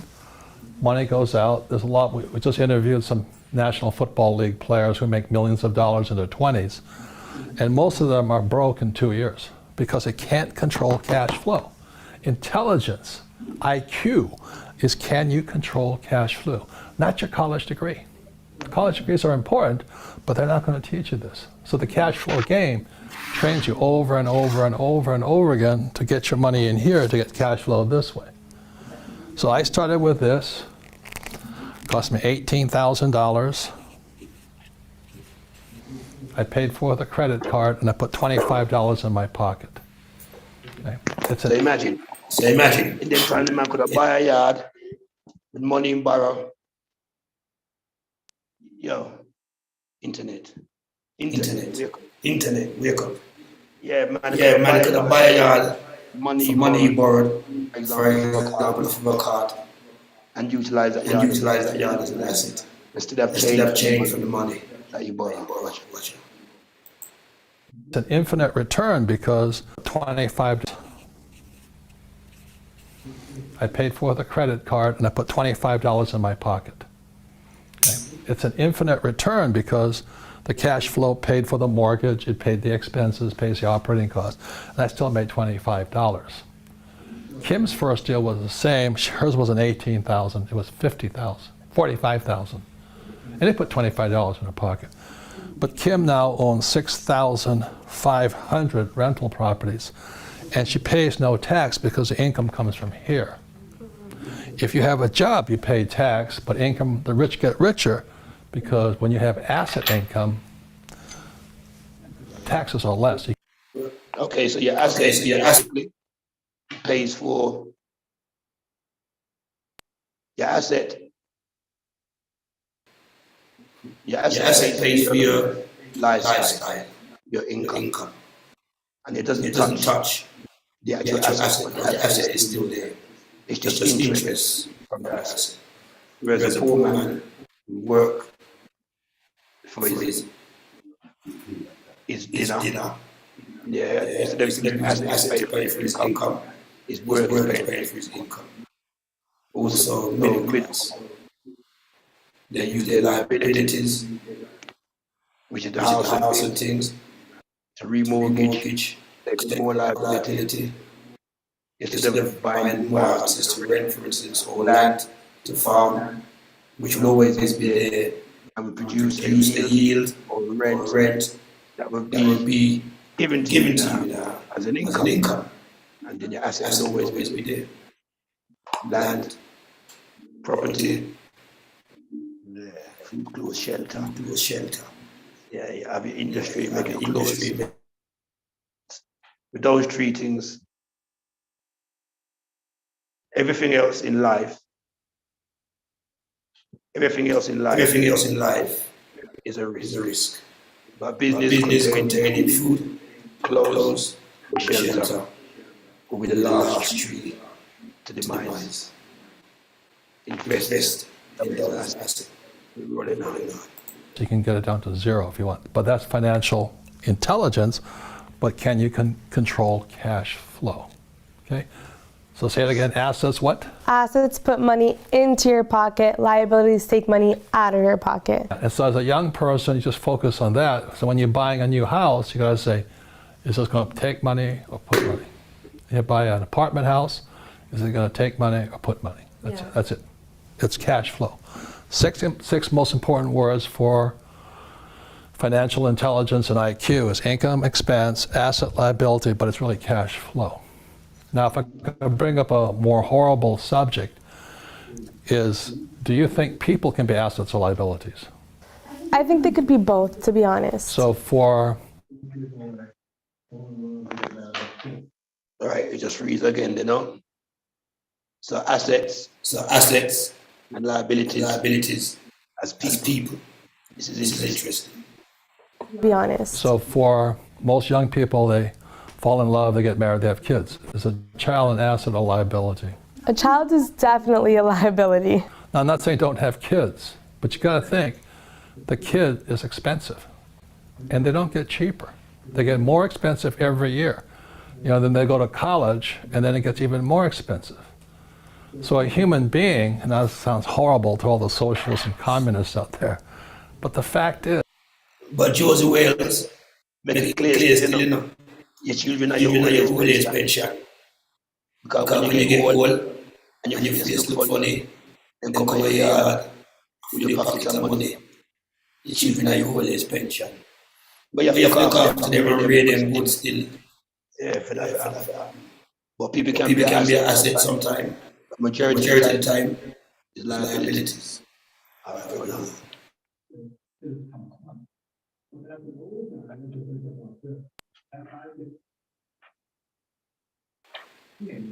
And that sounds horrible to all the socialists and communists out there, but the fact is, kids cost money.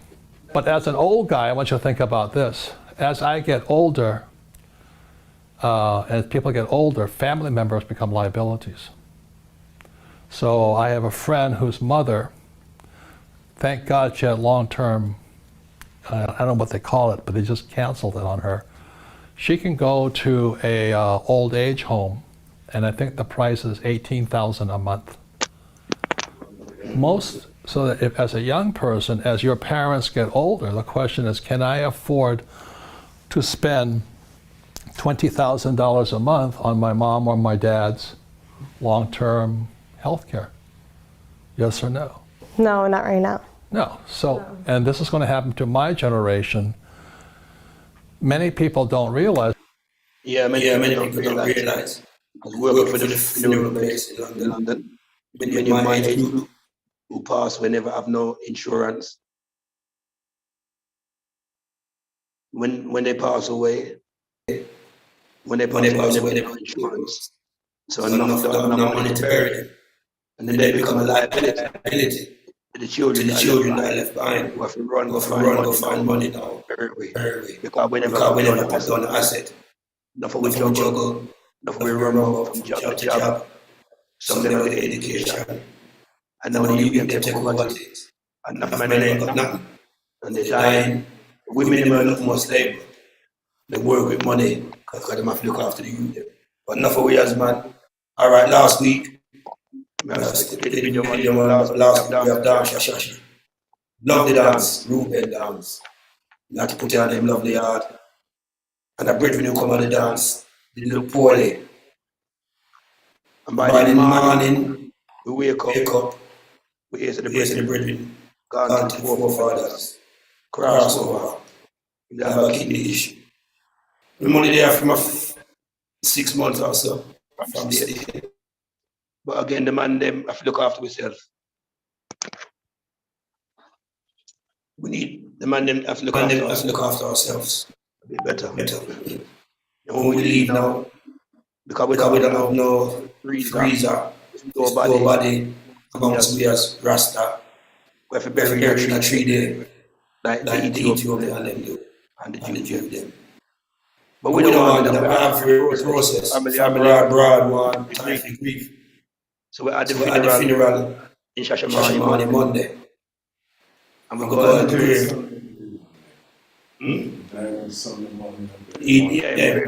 After he died Saturday night, and then buried the Monday. Whether or not the ceremony at the HQ, live stream.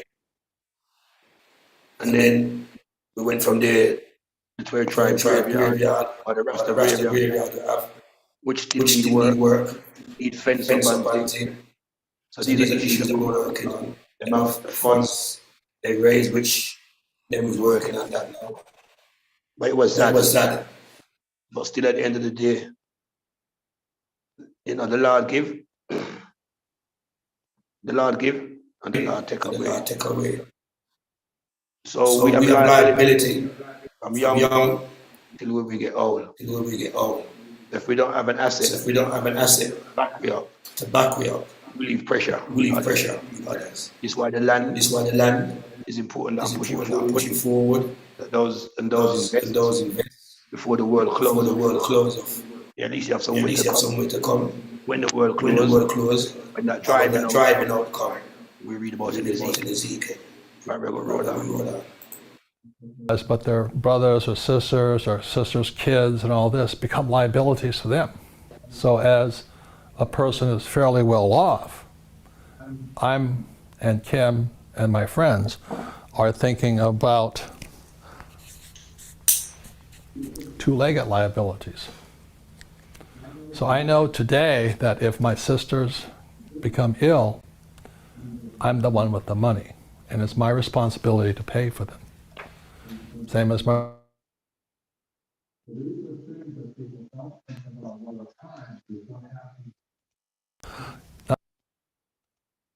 not only as they grow up, but what happens as they age.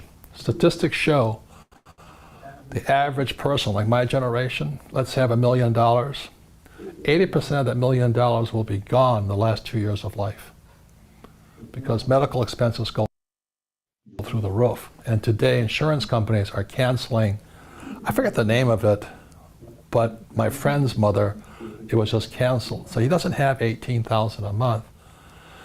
So he had to bring his mother into his house and, you know, create another room and all this. He said, well, I love her, which he does, but she's a big liability. And all he had was savings. So the savings are being depleted going out this way.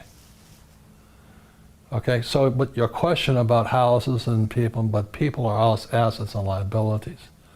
For most people with our favorite subject, a 401k is an asset or liability?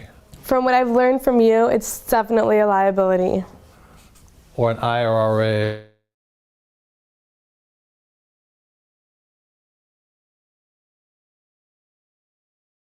It's definitely a liability. Or an IRA or a pension, because it's always going out this way. There's no guarantee it'll be there. So this is the basic of financial intelligence, financial literacy, stuff like this. Another thing about people is you have a bad advisor, like a bad financial planner or a crook, or a business partner that's a crook, a wife that's a crook and all that. There could be human liabilities.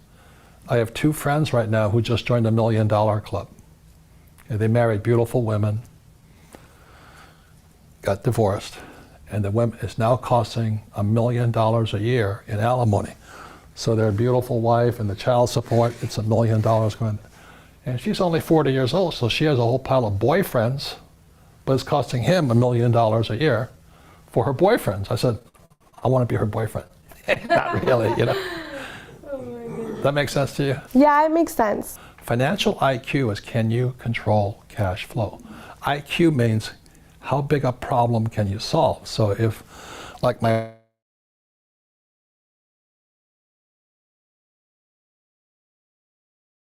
savings, but in 1 year it's control cash flow.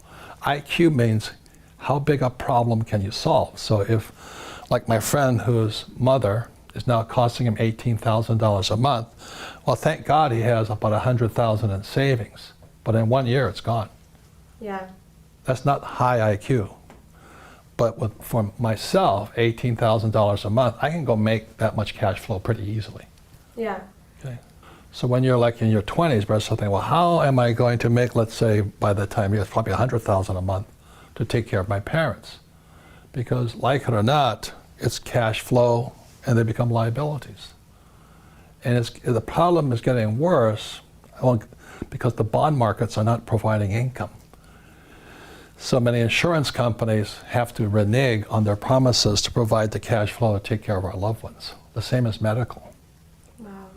And so that's why when people say, I'm going to go out on my own and do all these things, they're kind of doing what they love, which is good.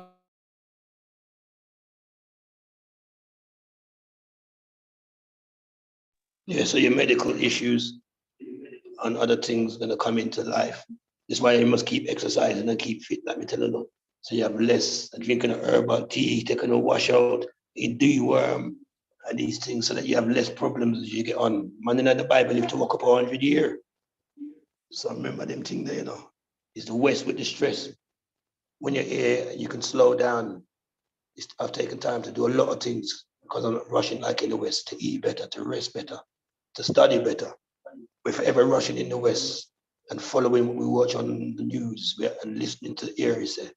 Minding other people's business and not minding our own, which is our financial business, which is what he talks about.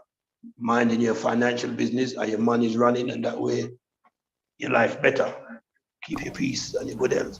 And so that's why when people say, I'm going to go out on my own and do all these things, they're kind of doing what they love, which is good. But they've really got to think about how many liabilities do they have. It's not just your rent, you know, it's your family.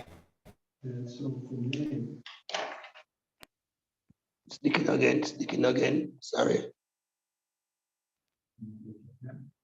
You know, it's your family. And so for me, and for Kim, we have family members, but they're liabilities. So that's why we stay over here. Hopefully nothing will go wrong. But if one of my sisters got ill and she needs $100,000 a month, at least I can provide it. Yeah. Otherwise, they go indigent, whatever they call it. Okay. Yeah. Any other comments or questions? No, thank you for sharing so much about this content and all this information that's going to be super valuable for all my friends and all the millennials out there just like me. So I have 2 friends who are now in the $1 Million a Year Club, It doesn't mean they're making $1 million. It's their wives are taking $1 million a year out of their pocket and their kids and all this. And I go, you should have thought about that 20 years ago. But you don't, because you're in love and you're going to have kids and you're going to make it together. But your parents are great role models. So once again, there's 6 words you have to know and be masters of. Income, expense.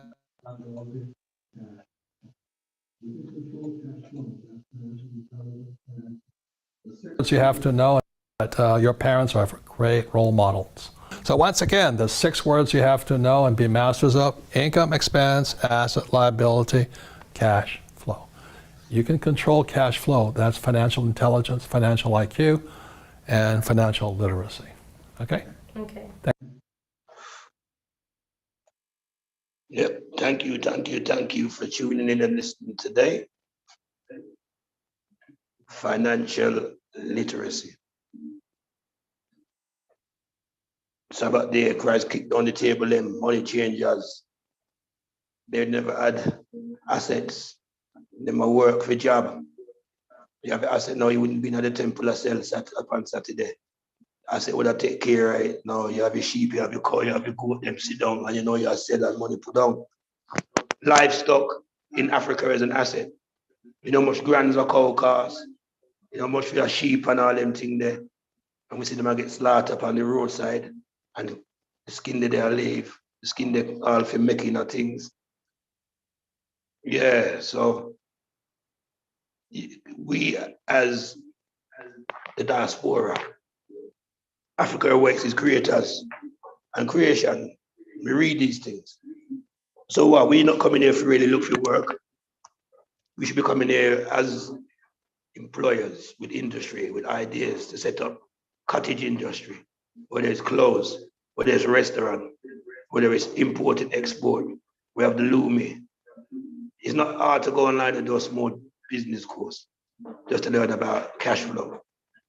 It's important to understand you have something that's bringing in money and is growing. And when you have it there, it can be moved on. And it's always got its value. A piece of land, a real estate that you got rented. So please, brethren and sisters, don't be looking like our parents tell us. Get a job, buy a house, get married, get a car upon HP. Everything is a liability. Mortgage means death sentence. Many of our parents, when they came to the West, from the West Indies, were forced to buy property because no one rent nothing to them. No dog, no black, no Irish. White people them time I rent to, them never own house. We start to partner and come together and we buy property. They were liabilities to our parents. But they work hard with us as liabilities as picnic. They must find food, through them clothes, say we go to school and some we turn out good, some we turn out broke bad. But them leave an asset for we. Because most of them house pay off. And what we do now, instead of sit down and talk as proper brothers and sisters and siblings and say it's an asset now, make we rent it, we have a yard, and that now become an asset to we because it pay off already. We want the money if we go run and we split the houses. And all the big houses are Balam, Brixton, Clapham, Guangzhou, all them big area there in London. We lose now. We can't buy them again. And if we add those as assets, we'll be laughing now. Our parents had them as liability. So give thanks for those who still have their property of their parents and going through, you know. Those can be springboards which they can utilize to buy land now. And as I said, Ethiopia, as I'm here, I see a stable project. Many projects have gone out there of land and farming, and I know people have been into problems, but this one is tried, tested, and working. So please look at the website, and by next week, I will have a lot more information for those on board. Bless up, Diane. Nice, Jennifer, Sister Beulah, all Ambassador. Greetings. Those who were here, gone, Sister Angie. Greetings. Yes, Diane, how it go? I'm good, listening keenly. Nice. Very But nice. Sorry, I was a bit late. I had to go out. No, you catch up on YouTube. I'll send the link after. And Please. you can catch up on YouTube. Yeah. I Blessings. wanted to ask a question about the land project. I haven't been on the link, but is it a government-backed scheme? It's run by private individuals, but it's backed by the government because the land that is given to them is government land that's given to them on a 5-year basis, which they have the right to renew. And they have a supermarket in Addis, which they're growing up more. I'll just show you a quick view of it online, their website, as you're there now. Right. They have a shop in Addis, which I'll be going to on Monday. And that shop is where they sell their products from. Okay. They grow. And they're going to have a few more chains opening up in Ethiopia. Proposed Black Ethiopia. Purpose Black. Oh, sorry, Purpose Black, yeah. Me and my great pronunciation of spelling. It's all right. It's all right. Yeah, so these people are given a franchise that's different to other franchises with the vision to see economically developed, influential and respected Black community in the world. Leverage technology to create economically developed, influential and respected Black community in the world. And the goals is to help Black farmers produce globally competitive products at fair prices, and the process to empower Black people economically, reduce youth unemployment, promote diaspora investment, selling products at fair price and stabilizing consumer market, promoting export and increase foreign currency earning, facilitated agricultural technology transfer. And this is the shop they have in Addis. Okay. Yeah. So that's the building there again. So they look at the pluses and the minuses, which you read on the website, and the money that you can make, 50% yield on your money every 4 months. Every 4 months. Okay. Yeah, every 4 months is a crop in Ethiopia. So on your money, you get a 50% yield, but then the interest, the principal is still there in turning over. And you can buy more than one share. Do shareholders have a say in what's grown? I believe so. When you go to the bottom of the website, it has a link to download the brochure. Sure. Whether you want to do agriculture franchise or agro produce, there's a few different franchises. And it shows you the building, where it is located. It's not far from us in Addis here, where we're living. So it's Ethiopians and I, yeah? Yeah. Mm-hmm. Okay. And a few people invested in the first project, which has gone already, the first part of the project, because it started from December last year. Yeah, because I saw that date had closed, hadn't it? I saw that Yeah. first one. Yeah. So this is a second bit. This is a second one. Yes, because they say on the website they have authorized capital of 10 billion birr. Oh, okay. Total number of shares is 100 million shares they have. Wow. And per share is 100 birr. 100 birr per share. Yeah. The minimum shares one can buy, minimum shares one can buy is 10. Therefore, it's 1,000 birr, which is about £1,500. The maximum share that one can buy is 10. And the minimum one can buy is 1, which is, maximum one can buy is 1 billion birr, which is 10 shares. All right. You can pay with down payments or you can pay off. I'd rather just pay off. And they look at the challenges that they will face, like political challenges, corruption and bureaucratic challenges, land provision challenges, foreign currency shortage, power interruption, so they look at these things and take them into consideration. And then they So how would they deal with these challenges then? Because there's quite a few there. Well, I suppose telecommunications, Ethiopia now has a satellite. They got their own network and they can deal with things. With the dam, by middle and end of this year, also Addis would have less power problems. Yeah, that's solar is also another, imperative thing that we looked at. So that would deal with that. But having said all those challenges, they've still managed to succeed with the first project, haven't they? Exactly. So But anything you do, you have to let people know the pros and cons. Oh yeah, of course. You know, yeah. But it is better than Bitcoin, which is a gamble. It is better than stocks and shares because they're going up and down. It's a forever thing, isn't it? If you can't go wrong with food.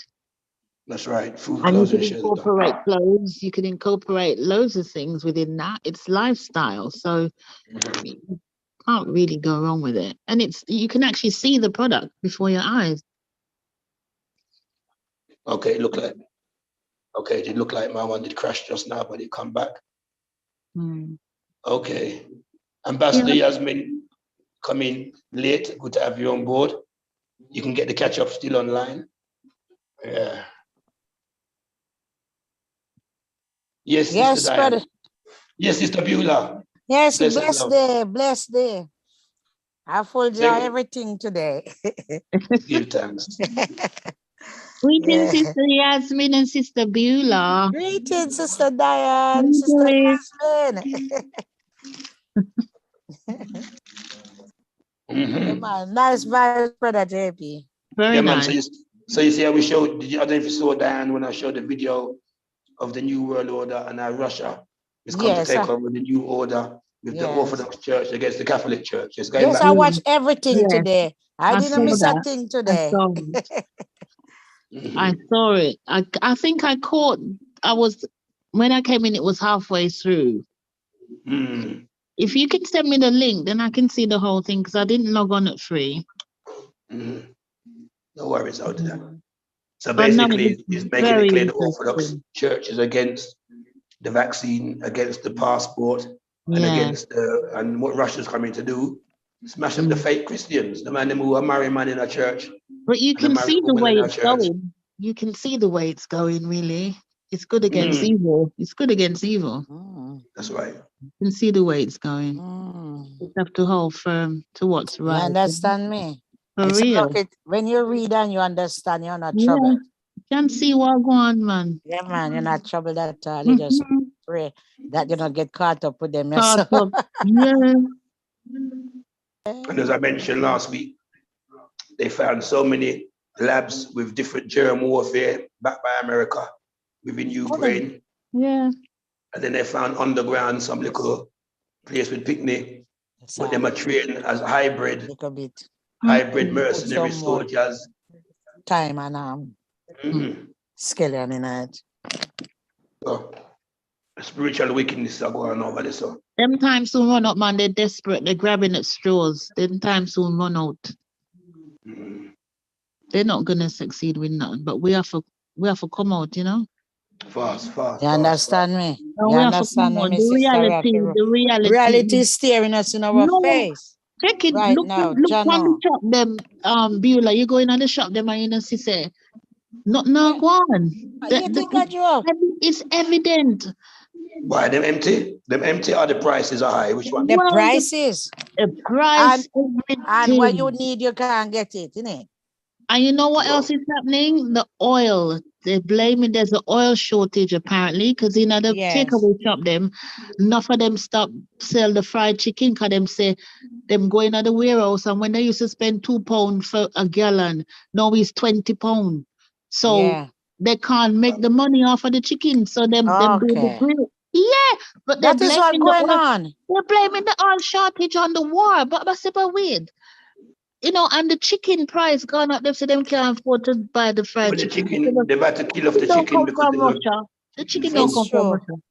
Everything they're gonna push that. Yes, that's how they're gonna push it. Yeah. So we have to be very aware. The narrative tactful right now. We have to be very tactful right now. Very, very, very, very. Oh, yes, sir. And the great thing here, you get up and you see the butcher them have a big sheep and a cow hang up there. And it's fresh. And before they're done, that finish. Yeah. Everything fresh, everything have seed. You can buy frozen things from supermarkets still if you want, but the opportunity is there to get fresh. Yeah, best of both worlds.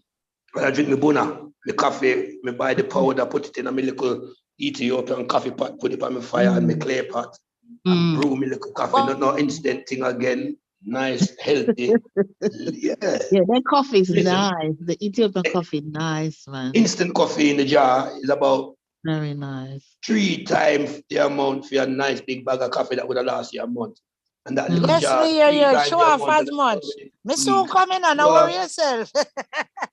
When you come, bring some ackee, some saltfish, some raw rizla, money off of them thing. The people buy all the ackee and the saltfish, you can bring them things. How will you say? Well, we can't get them things there. No planting, no there. Cornmeal, corn up. Hey, if you can bring some cornmeal, some yellow cornmeal, expensive out here, you know. Corn, because them have white corn. You can't really get the yellow, but you can bring yellow cornmeal. Wow, with nice. So they're not planting no ackee. We never get no seed and plant no ackee out there. I think a few brethren have been trying, and up in Baada it was more, but now they've come down. Okay. You know, up in Baada you can get. So there's a lot in Ghana, you know. There's a lot of ackee in Ghana. Now they've become wise. They've become wise to it in Ghana now. It's not take it. Them start eat it now. You can't just go pick it like before now. Sierra Leone have a lot of ackee to you now. Yeah, they call it duppy something another. They never eat it. Science. Not for the West Coast, use it for science. When we go out there, we find that. And when we eat it now, them things say we're strong. Yeah. Some science food. Like we are eating and susumba. Yeah. Gully bean. Yeah, eat that. And don't say we from the Caribbean invincible. Right. I really full joy today, Jamie. Yeah, give thanks. It was very interesting. Interesting. It's always interesting, but today, no. Yeah, because today I laid my bed and I was on before from you doing the tribute to Pablo Augustus. Yeah. Okay. Yes, and I log on about half hour before you were ready. I just laid in my bed and listen everything today. My daughter calling me to cook. I said, lock my door. I'm not cooking today. I said, not me today. I'm listening everything today. GB. Yo. It's still hot out there, hot and nice? No. Rainy season is coming in, which is good for the crops. So rainy season start early. So the rainy season comes just the right time. It's getting dry and dusty. Not to say it's not warm, because the day when rain and sun come out and all that, but it's just a little bit milder now. See, I'm going to put on my jacket as the evening come down. Yeah. But in the daytime, it's still nice and hot, isn't it? Yeah.